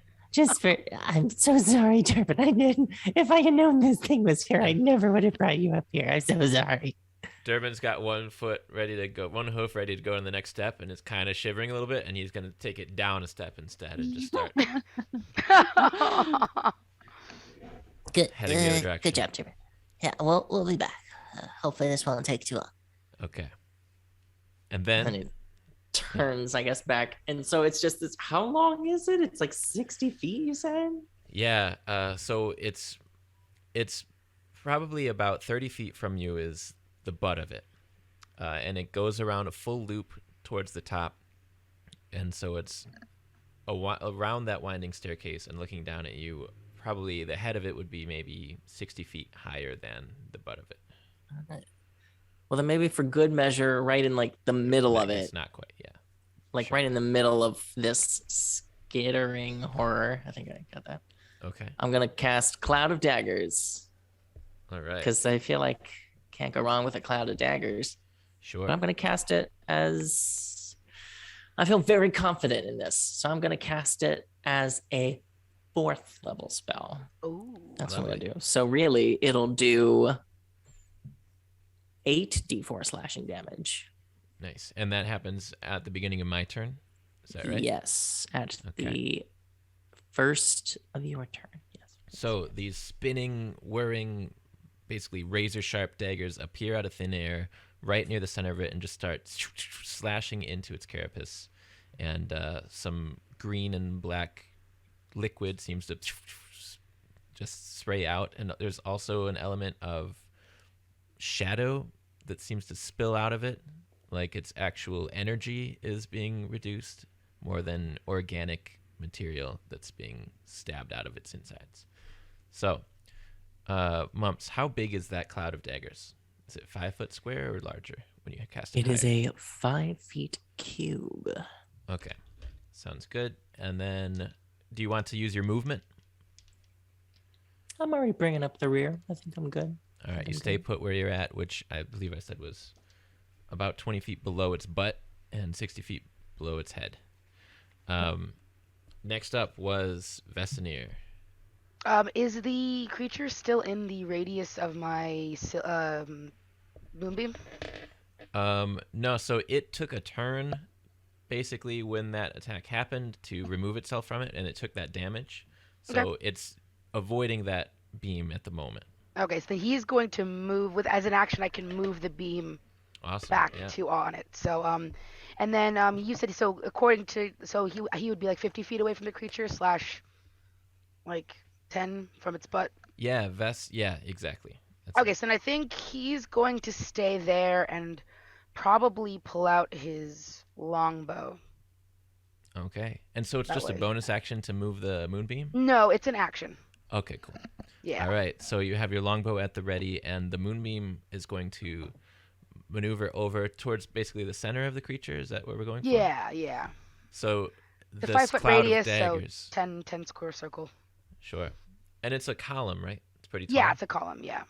So all of a sudden there's this moonlight reflecting off of these spinning hilts and daggers that are slashing into this thing, and you guys see a terrifying sight, but a very well-lit terrifying sight before you. Vesanir, turn off the light. Do you want to use any movement, Vesanir? I think he's gonna stay there. Actually, you know what? Since he's 10 feet away, in case the creature moves Above, for sure. closer. But Oh, yeah. above. Yeah. I guess he'll kind of take a defensive stance, kind of stand, because he's next to Havalar. So I guess he would take a kind of go back towards Mumps and try to, protect his crew. And you three are roughly halfway up the tower at this Okay. point. Havalar, that Run. makes you next. Run, Durbin. I want to go into a rage, first of all. Yes. It happens. So Tell us about that. happens. Yeah. I pull out my great sword and let out a ferocious roar, and then I tear my own shirt a little bit because I have been so inspired. And Brand new costumes. Work so hard on them. Minnie Bowen can feel it from all the way. Yeah. He hears the rip. Oh yeah, as he draws his longbow, more, more Oh, ripping. yep. Mm-hmm. All right. And so, do I have to move though to get to this person or to get to this? Yeah. So right now creature? it's basically lining the floor above you, the bottom side of the steps. So if you were to leap off the banister 10 feet kind of above, you would be able to slice into the bottom of it. Or if you keep running up or across, the opening in the center that now goes down about 60, 70 feet is 20 feet from one staircase to the other side. Does that make There's sense to you? a gap that There's we a can't shaft. jump. Yeah, you can jump it, but it's 20 feet across, so it's quite a jump. Yeah. Okay. And its feet its legs, are they like this? Like if there were banisters going up, are they like around? Like, can I see the feet? What I want to do is I want to take my greatsword and I want to cut all the feet off. Yes. Okay. And like running up the stairs, like feet falling off my greatsword. Yeah, go ahead. You'll have to use all your movement to get there, but I'm going to let you do like basically a charge attack, because if you want to make it to the point almost a floor above where you're going to start slicing into some feet, you'll just make it to the tail end of this creature. But go ahead and make let's have you make like 4 attack rolls, and they're very let's just have you make one general attack roll. We'll see how well you do with this slicey slice. Okay. I'm rolling off of my table every time. It's 13. Okay. But I have advantage to strength, right? Because I'm in a rage. Oh. Those are strength checks or saves, not attacks, unfortunately. Oh, right. Yeah, you're right. It's extra damage, but it's not advantage to your swing. But you do have a reckless attack, if you recall, that makes you easier to hit, but will give you advantage if you want. I'm not going to use it now. Okay. But I rolled a 13. You get up there. You get now you can see just the size of it because you're real up close and personal, and you try to slash through some of the legs that are holding on to the banister a floor above. As Havalar, you guys see, just zooms up the spiral staircase and starts slicing. However, the carapace on these legs is actually thicker than you anticipated. So even as you hit into maybe 3 of the legs in rapid succession, your sword doesn't seem to slice through in any substantial way. And your movement's finished, your action is finished. As this rage happens, and as you're still standing here, these ancestral dragons have also become to kind of escape from your being and start to simmer around and float around with you. And so now there's the moonlight, there's these floating spinning daggers, there's blood and shadow energy splitting off of this skittering horror, and there's also little spectral dragons floating around near Havalar on the floor above. Did you have something else? An extra attack. Oh, I get an extra attack. Sure. That one is not a dirty 20 to hit. A dirty 20 will hit, so go ahead and roll your damage for that. As you tink, tink, tink, you realize this isn't quite working. You take a step back, swing large in a great arc, and manage to slice through one of these legs, one of these many, many legs.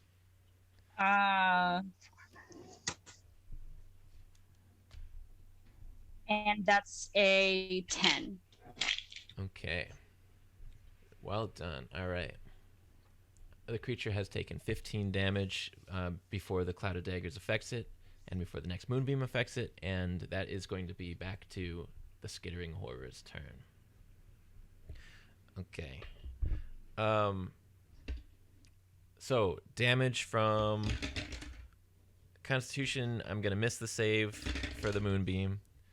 Cloud of Daggers, I'm going to miss the save for those. So go ahead and roll a bunch of damage as this creature reacts to it in the center and begins to make its way toward the 3 of you. Another 10 from the moon. Another 10 radiant from the moonbeam. Gotta roll this 8 times, so give me a sec. Okay. You need multiple dice. Got lots of dice. It's okay, I only have one set. Damage from the Moonbeam.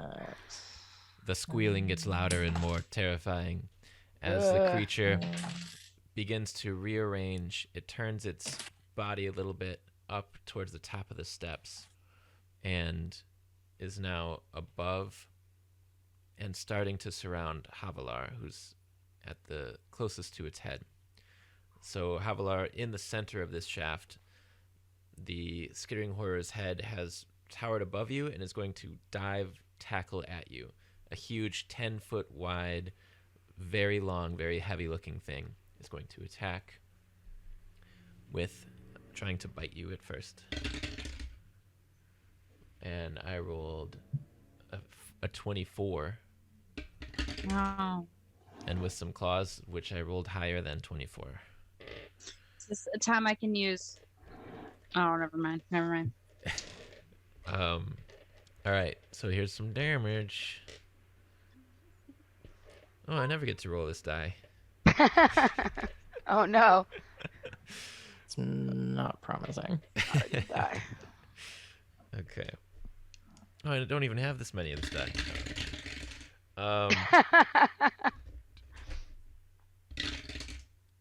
Holy shit. Okay. 31 from my the God. bite.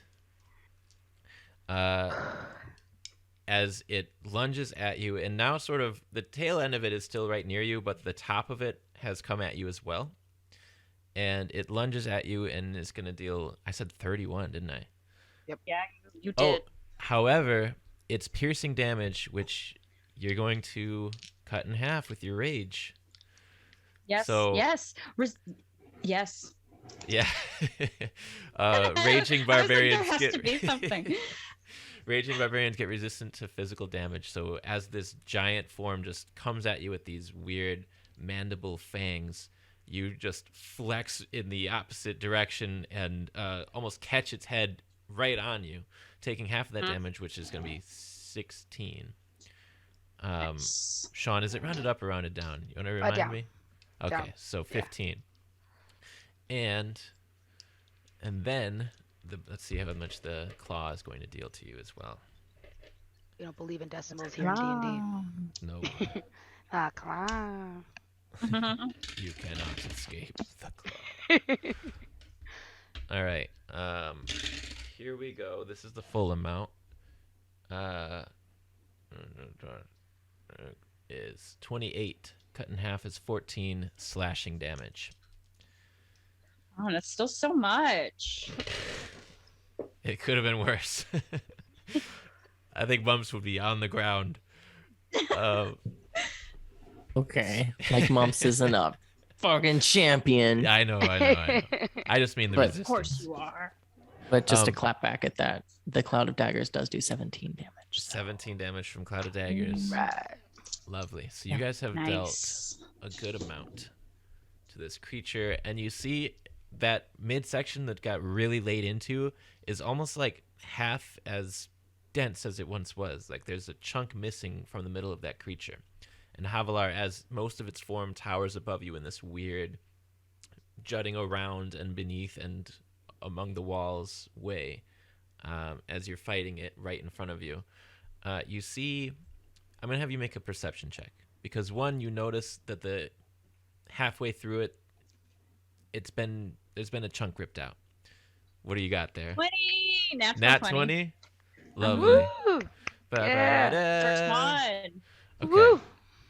You also notice that despite having to really awkwardly move its body to create this form that it's in to attack you, it is avoiding the thin beams of sunlight that are coming in through the windows. They only occur every 40 feet or so, but there's one that it has had to awkwardly rebend its body to get out of and underneath in order to make this attack on you. That's what you notice. Nobody else has yet.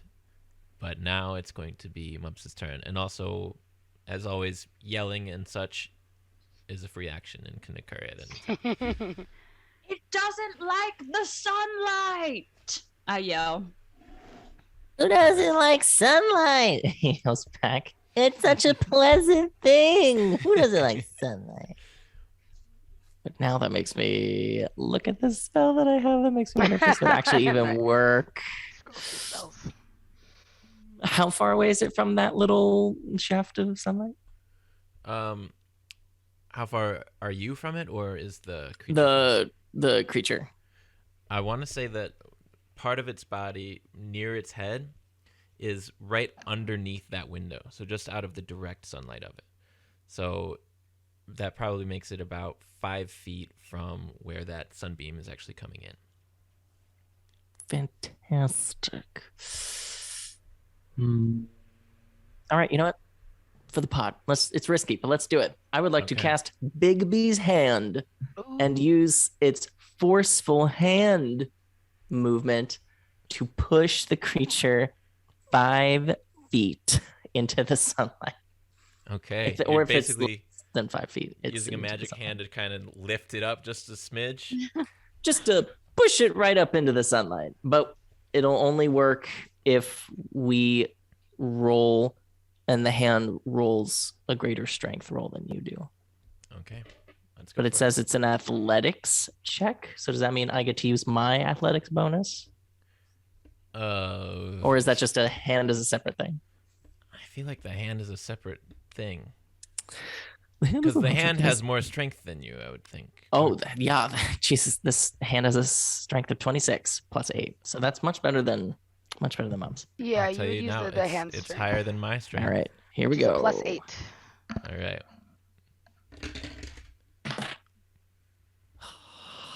What do you got? A 12. I got a 1. I roll. Ooh, let's go! Yeah, plus 8 got me a 12, so you can imagine how disappointed I was with that roll. Okay. Yeah. All right. So I got less than that. And what does this hand look like, Mumps? I like to think of it as Master Hand from Super Smash Bros. I've always pictured it as Master Hand. Yes, thank right? you. That's just where my brain goes. It's just like that gloved hand, pristine, yes. perfect, like grip, calculated kind of. Yeah. Havalar, as you're gripping onto this thing's head, you just feel it get lifted away from you, as this spectral or this hand that Mumps described lifts it just into the beam of sunlight, and it's going to start just kind of shaking and adjusting its body accordingly. It takes 5 damage, but the shadowy, I want to say tendrils that are almost cloaking its body are going to start just flickering as if something is not working on it properly now that it's exposed to the sunlight. And it's staying right here in the sunbeam and trying its best to get out of it, but it won't be able to do that until its next turn. Mumps, do you still want to do any kind of movement or anything else on your turn?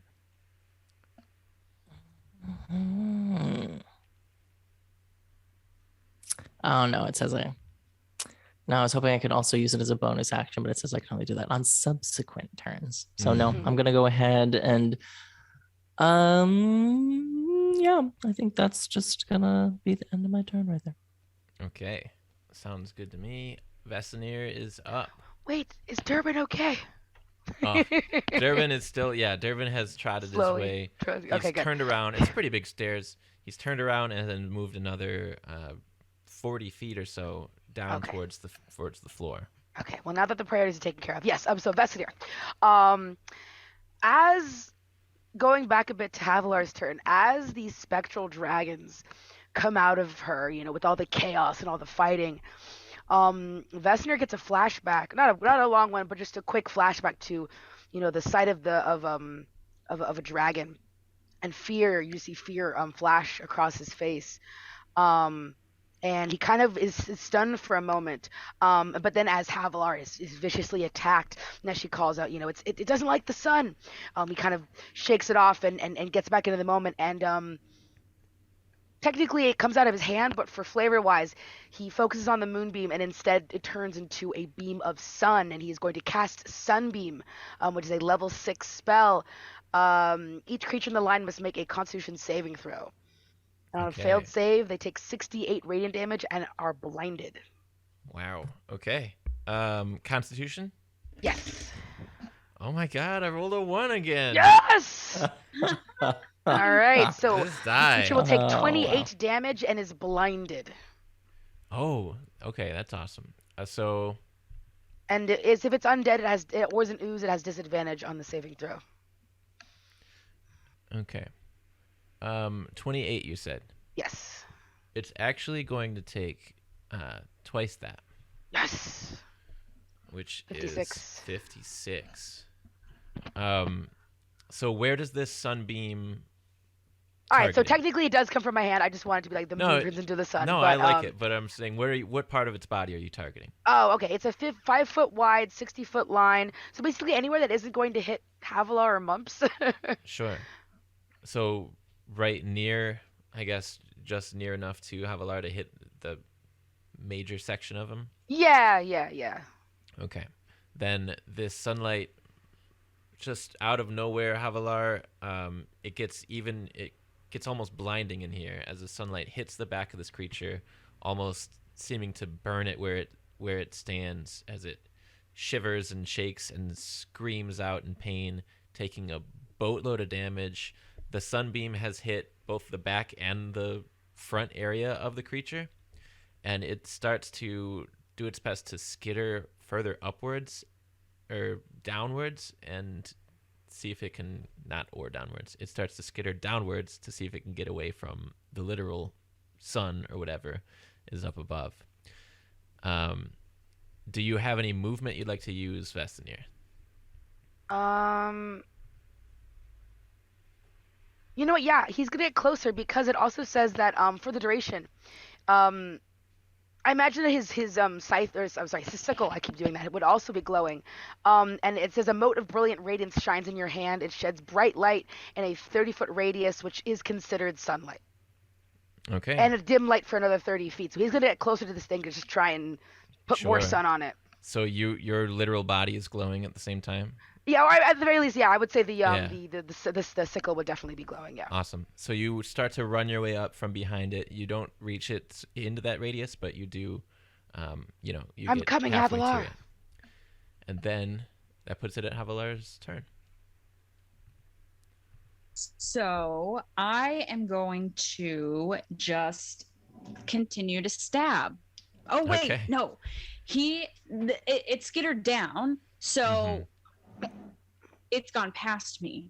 Well, now. as of right now, it's making motions like it's doing that. As of right now, before its turn, it is slightly overhead because it's been lifted into this sunbeam. Yes, slightly overhead. Can I reach it with my hands? No. No. I can. Okay. Yeah, you should be able to, at least if you leap, because it only got lifted, 5 feet, Mumps? Is that right? If that's how far it was from the sun, then yeah, just however far up it was to get to the. Yeah, so it got lifted about 7-8 feet. And that means that its actual face would have gotten lifted less far. So you can reach it. Well, I changed my mind anyway because it's Okay. stronger if I do something else. Okay. I'm just going to take my great sword and just try to stab it anywhere that's close. And I want to like stab, and then I want to drag it, open up its body so its guts spill out. Okay, so you're basically looking at, if its head is a little bit extra large, then you're looking at its chest area that's right above you, and you're going to make your attack roll. I want to stab that and then just drag down, and it's a 23 to hit. Okay, definitely going to hit, so you can roll your damage on that first attack.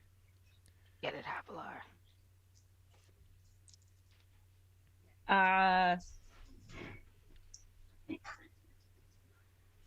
15. 15? Mm-hmm. Damn. Okay. What level are you And guys? second attack. All right. So the second attack, do you want it to be part of the same slide, I guess, of whatever this is? Yeah, I stab it and I slide down, and then I pull it out and whip it around and then cut in half, Hercules style. Okay. Yeah, I pictured it too. All right, let's see. Mm-hmm. You saw it. Yeah. And it's the same exact 23 to hit for the second one. And the damage for that?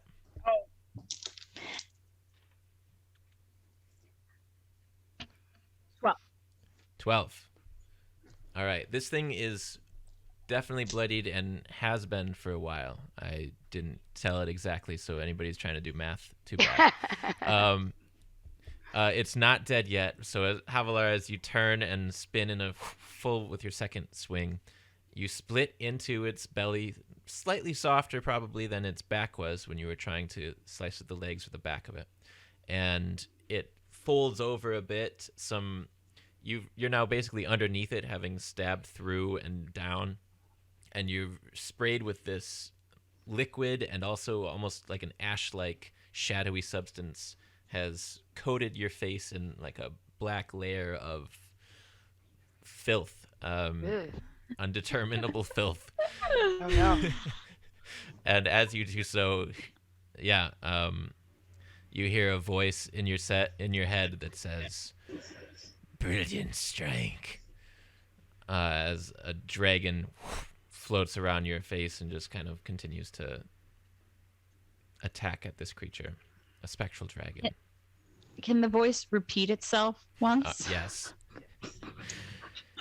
A brilliant strike. Oh. And I'm both shocked and flattered. Yeah. So you dealt it all that damage. Right now you're within 5 feet of it. Do you want to use any movement? Or stay put? No, I'll stay. Okay. So, the creature's turn. It is...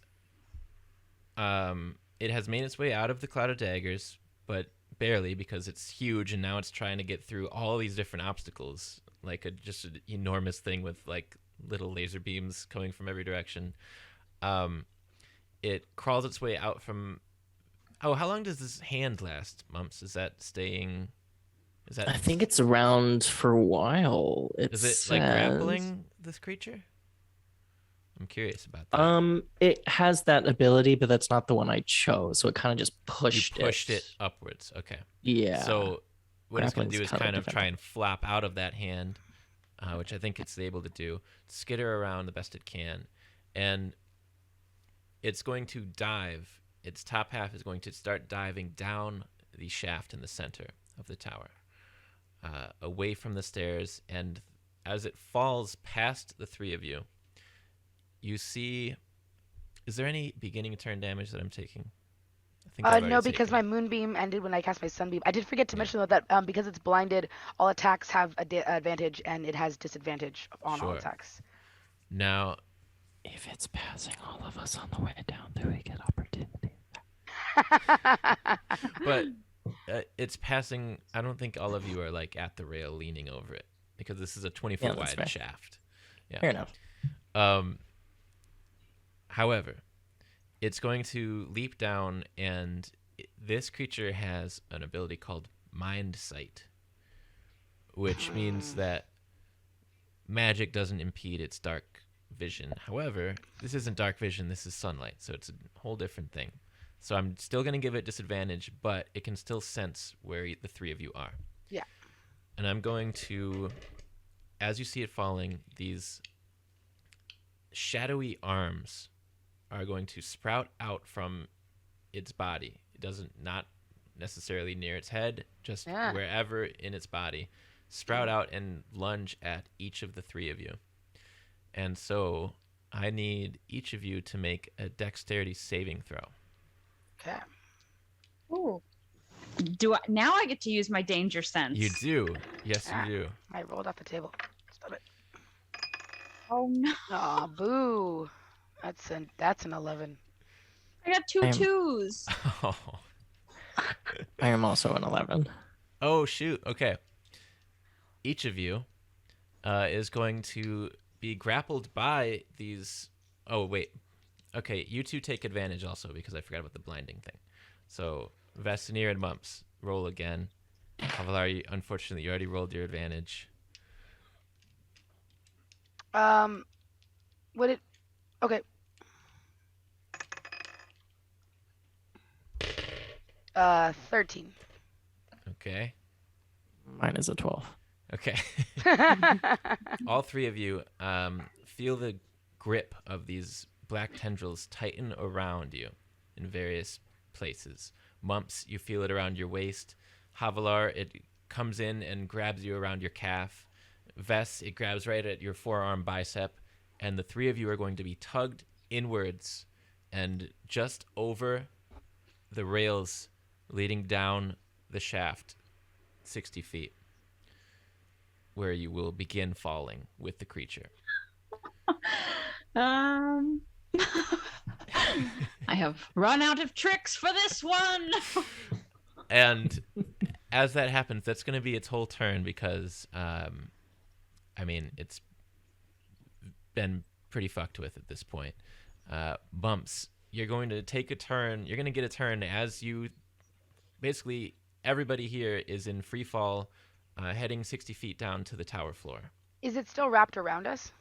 Yeah, Or are we just falling at this point? This shadowy tendril is wrapped around you. Okay. Yes, and pulling you at least to the center. Okay. In that case, I think this could work if I succeed, which would be hopefully. So let's say, I'm falling. I can still cast Thunderwave, and if I succeed on that, which roll is it? If I succeed on a Constitution, if it fails the Constitution saving throw, we would be pushed back over to the stairs. Technically, yeah. So I would not be free falling. I'd be back on the stairs. I think because you're literally falling, I think that will work in that direction that you're implying. I guess I'm just confused about the tendril thing. So they would still be wrapped around him, or he would be pulled away from the tendril? Right now, it's still wrapped around. Okay. So we won't know exactly how that will affect it. Perfect. And Mumps it would was be lower, so Mumps is sort of falling with probably the midsection of this creature, near it and attached to a tendril. Because if I were to cast it for it to affect the other side of the beast, it would be pushed like me, beast with tendril, Thunderwave. It would push us both, so I'd still be wrapped around. So but we you're would like hitting the thing, and you're trying to bungee cord ride the thing back to safety. Almost that situation. Yeah. Yeah, let's try it. All right. I hope it fails the Constitution saving throw. Then let's do it. All right. What level are you casting this at? Let's see. All right. So it gets another D8 for every level above. So let me go. Let's do third level. So that way it can take 4d8 damage. All right. My Constitution save is 14. But am I able? My ancestral protectors, do they give the creature disadvantage automatically, even on that? Is that how that? Do they give? Well, when you first hit a creature while raging, spirits cause it to have disadvantage on your allies. Ah, okay. But that might just be for attack. Yeah, that's for its attacks against your allies. But yeah, that will come into play. Or it might, depending on what happens right now. Mumps, you're going to deal full damage, so go ahead and roll your mid-air. How's it look as this is happening? Because you get a couple of seconds of falling here. It's not forever high, but you do get a few quick seconds of superhero falling. Just like a nice free fall, and he goes, Jiminy Cricket, I better think of something quick. Oh, wait. Just like that. So he gets, boom, craps on the floor again. I need a bigger table. But that's an 8 for the first one. And then a 2, 10, a 1, and then a 5. 16. 16. Okay. So your attack blows through the side of this creature. It's at a place where you're right near the center of it, like I said. So there's already kind of chunks missing out of it. Is this a power cord on your loot? What's your spellcasting? Heck yeah. All right. Mid-air, semi-upside down, power cord from the loot. A crack of thunder, a loud echoing crack of thunder in an otherwise silent-ish tower, except for all the yelling and the fighting, and it breaks this thing in half. the top half continues falling, and the bottom half swings to the side, slams into the staircase. It's still connected to your two friends, and at the same time, the shadow tendril that's connecting you to the creature is evaporated in the spell, and so you're going to just kind of fly back just enough that your legs catch on the banister of the next floor down, and you fall onto your back a floor below. So you're going to take a little bit of fall damage. Naturally. You're going to take 10 bludgeoning damage as you just fall hard on your back on the carpeted stone. Durbin! And Durbin's still walking down for now, but we'll get back to Okay, him. I was like, did he get crushed? I was like, I want to make sure that Who not in the way. was sorry, who was at the top? Who's like closest to where the head was?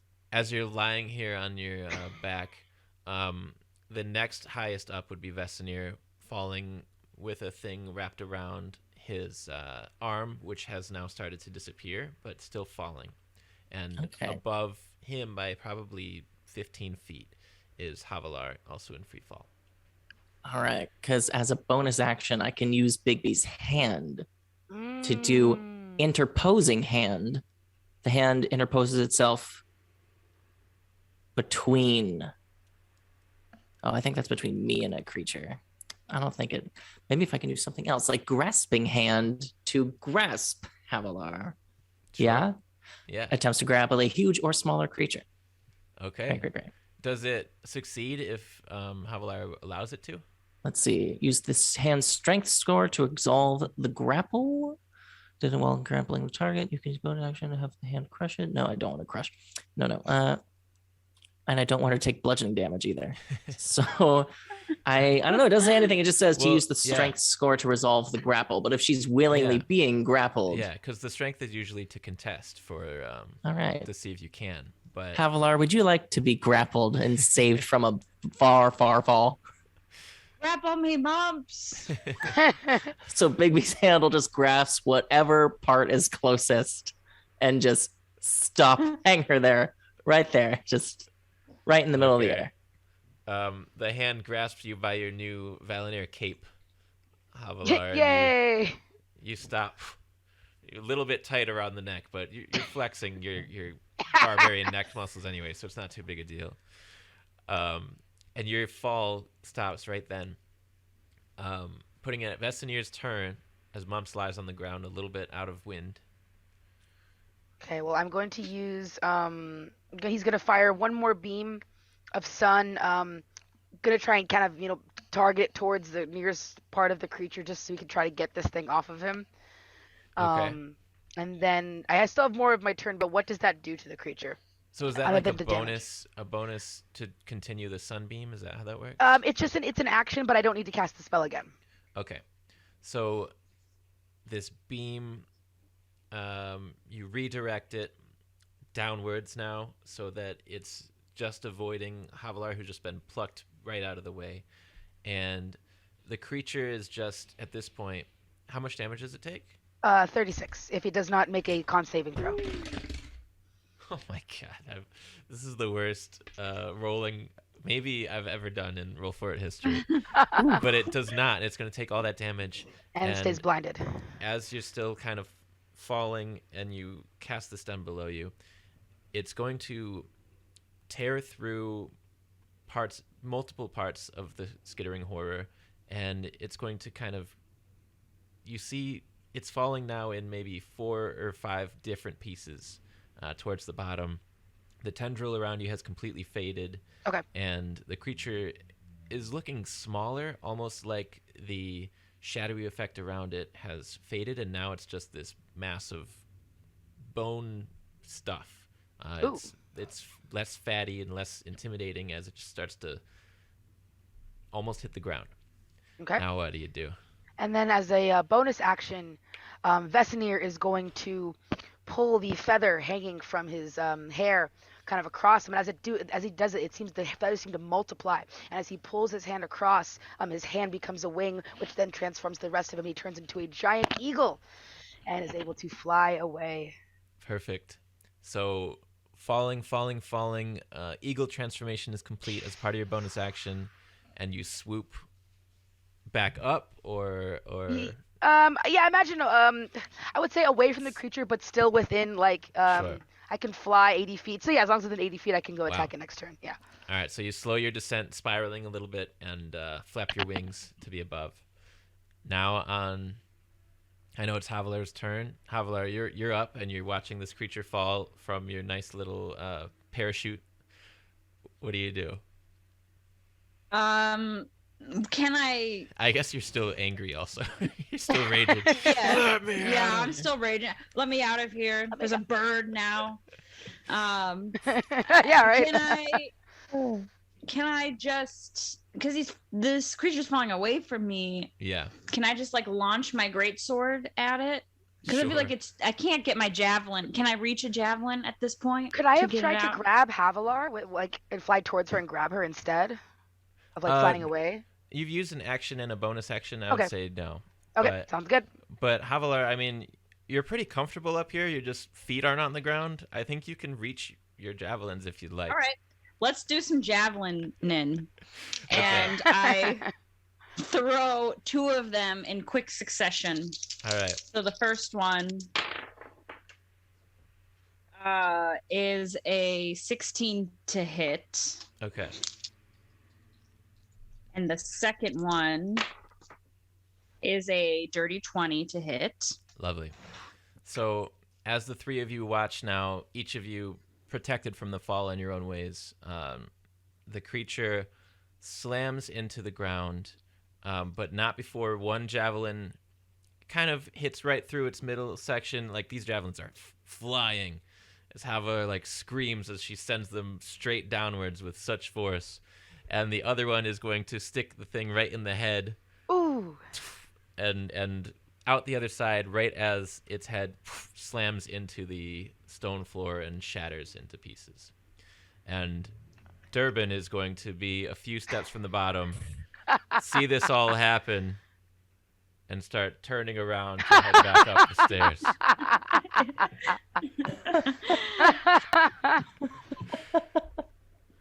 Now, I think you guys are still...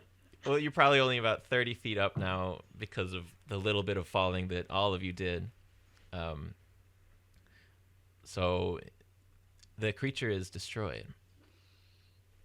Now, all that's left now is the statue looking up, which I want to say, as the creature runs into it, the statue is going to let out this loud cracking sound, and you see just a little bit of like lightning shoot outwards in a couple of directions, and then you hear a ding, ding, ding, ding as the orb in the statue's hand falls onto the ground far below. Otherwise, the statue is still intact. How do I... Mumps, get me out of this thing! I'm sorry. Yeah, let me just, And it just moves over to the staircase and then poof, disappears. Lovely. Having Wow. not struck anything for a turn, I think your rage would start to fade out at this point. Or I guess it hasn't I'm been a full turn. But Recovering. yeah. I'm recovering. Still. Yes. Because once I have recovered, I would like to speak to Vesenir. He's still in a giant eagle form. He's gonna first he's gonna like slowly kind of enjoy being an animal and flying down. I'd imagine he would kind of, I don't know if he would land on the orb, but he would definitely try to like land near it and figure out what's going on. Like maybe try to observe it a little bit and like look closely and see if he knows what's going on. Sure, with your eagle eyes, why don't you make either a perception or an investigation check, or whatever check you like, I think, because I'm trying to think you're an eagle, but you're actually just an intelligent creature in an eagle body. Yes, I get advantage on perception checks that rely on sight.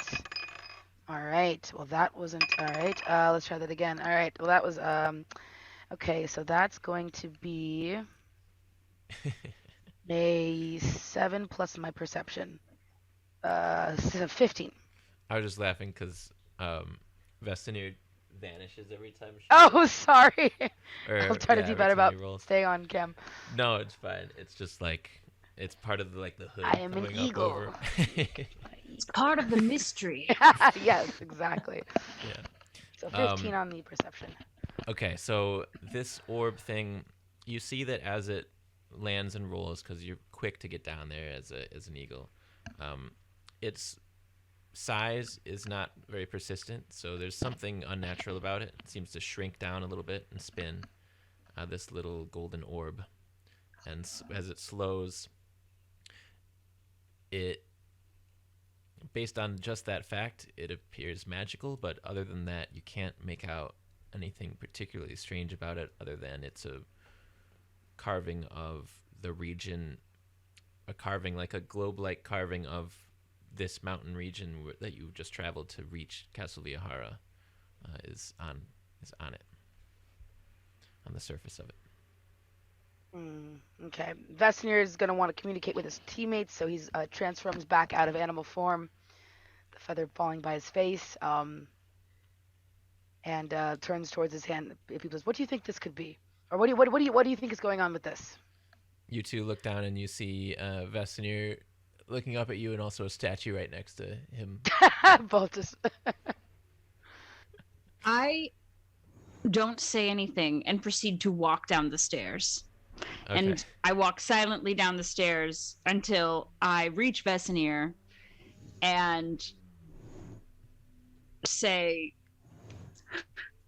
when we were walking up the stairs before that skittering horror that you so unceremoniously disrupted and then attacked us, you seemed to be having some thoughts, and I couldn't quite get my mind around it as I was distracted by the skittering horror, the aforementioned skittering horror and the unusual circumstances. But I think you know more than you let on, Vestenir. he looks a little he doesn't look taken aback, but he definitely looks like a little troubled by the accusation. Well, what do you think? Now, let's see. Why on earth would I be keeping something from you? And I wave at the statue, and its head turns back to us. That statue, who is it? What do you know about that statue? You could tell he doesn't he's trying to, he definitely is holding something back, but it's more like you see kind of shame falling across his face, more than like anger or regret. How much do you know about the Bad King? Not You much. can Only make a history Yeah. check if you'd like. Thank you. That's nice. Wait, where did my D20 go? Because no matter what, well, I guess I don't want to say no matter what, but you've heard the phrase. I've And heard the phrase. Can Mumps, 12? who has been standing off to the side, Yeah. just with Durbin, can he make a history Absolutely. check roll just to see what happens? It's a nat 20. Ooh, Oh, let's go. Okay, lovely. Havalar, you've heard the Bad King is sort of a name that in Viajara, it's known, it's sort of like a you-know-who, like a Voldemort situation where people just don't like to talk about him and he sucks and etc. Mumps, you know that the Bad King is a tyrant who ruled the Feywild and more than the Feywild, for roughly 100 years, before Vaelette's family, Vaelette's grandparents, took power in the Feywild and in Viajara. He was extremely magic, he was very cruel, and he used his power and influence to gain more power and influence in not very nice ways, which included, mass murders, assassinations, war, taxes, the usual stuff. And with that information that you've Yeah. just given me. Mumps, while like holding on to Durbin, just turns to Havalar and goes, Havalar, you didn't listen to my album? Because I did a whole compilation of history of Viajara on it, and I wrote a song about him, and you're telling me you didn't listen to my Wrote a album? song about him? One more Yeah, thing I but will give it's you. more like a That's just, cautionary by the way, tale. like horrified at this, like knowledge, like what did you do? It's not like an ode to him. It's like you live and you learn, and don't But be that's like entirely him kind of thing. That's entirely the point, Mumps. You aren't meant to learn about him. That's well, and you realize he divulged a little too much than he wanted to, and he pauses and continues. The Bad King, there's a reason why no one knows his name, and I'm going to tell you something that very, very few people know, even amongst the elves, even amongst the Valonair themselves. Powerful Fey magic was used to modify the history books of all the world to remove his name entirely, protecting the reputation of my family's legacy. This is something my grandmother told me a long time ago. Oh, sorry, good. Oh no, I was just gonna say that's sketchy as hell, bro. This decision has caused the rift between the Moonsiders and the rest of the Valonair family, including my cousin, your friend, Queen Vaelette. I see. So all along, I was right to not like you. Just kidding. Just kidding, Valonair, just kidding. But seriously, though, why are you here? What made you connect with the Valonair family again? How have they decided that you can come here and we can help you, all for your past mistakes? Has Vaelette told you anything about my family or why I am here? Can fill in the rest. No, she's told us nothing. Not even a letter or anything. Yeah, we didn't know you existed until yesterday. Yeah, not a peep. That's quite strange of her. Well, I might as well fill you in. My family, they lived in the Feywild up until recently. Until If you'd like, Sean, if you ever want me to jump in, I this would be a great time to jump in. Thank you. Right before Mumps walks over and puts his little hand on Vesemir's shoulder and goes, "Hey, buddy, can you talk? Do you know how to speak common?" So, the Valanish family, the Moonsiders,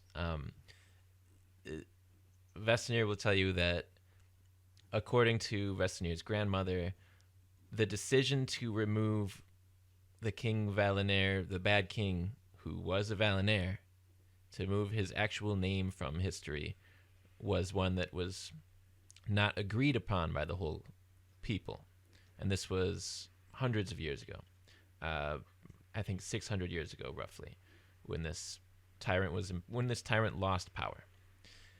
And then, when the family split, for that reason, maybe some other reasons, Vesemir's people, they moved south, built their own castle, which fell into some hard times, and their people now have mostly lived as nomads among the Feywild. They've deepened their connection to nature. They've deepened their connection to the moon. That's why they call themselves Moonsiders. The place where they mostly settled in the Feywild was a place of high lunar activity, high lunar energy that created a lot of druids within the community, among other magical and spiritual effects. So And Vess, I don't think I'm giving too much away yet, but let me know if there's ever anything that I'm like, you're not going to share that. No, that's yeah. Okay. What do you want me to talk about the reason that do you want to talk about the reason that you're actually here now? What the current thing is going on? I feel like well, I guess I mean he doesn't know, right? So I don't think he would talk about the event that happened 200 years ago, but I think he would mention that currently my family is under threat. We are very few in number, and we have come here seeking refuge. And we have seek the aid of the rest of the Valonair family in order to clear our home from this threat. And what is this threat?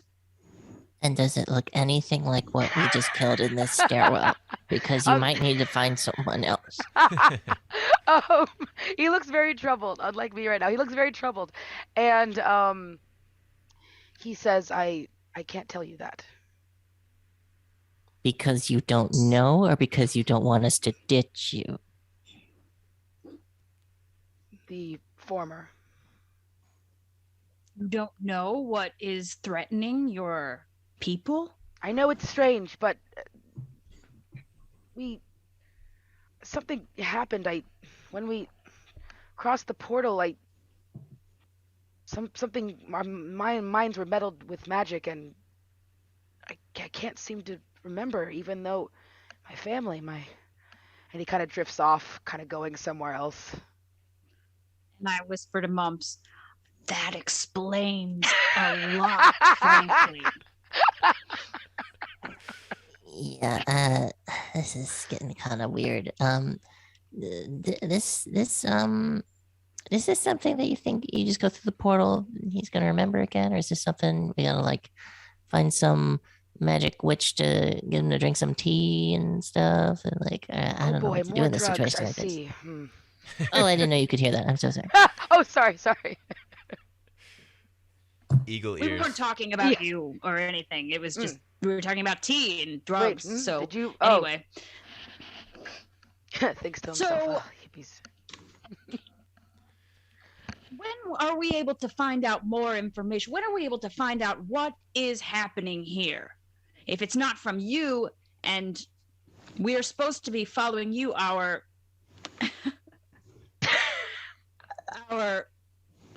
leader, how are we supposed to follow you without all of the information? You'll just have to. And he says, you'll just have to trust me. And if you can't trust me, then perhaps you can trust your queen who sent you on this mission. And Havalar turns away, and a glisten of moisture in her eye. Yes, perhaps we can trust our queen. If we can't get more information from another source, at the very least, once we reach the castle, we'll find out the threat, I suppose. As long as you give us a little bit of a warning the next time you're going to attack something out of nowhere, maybe just let's talk about when we're going to attack people and when we're not. Yes, I am not used to working with others. I will do my best to give a warning next time. That's all we can ask. Yeah, or we could just, I don't know, take the path that doesn't have giant scattering horrors around every corner. Mumps, where's the fun in that?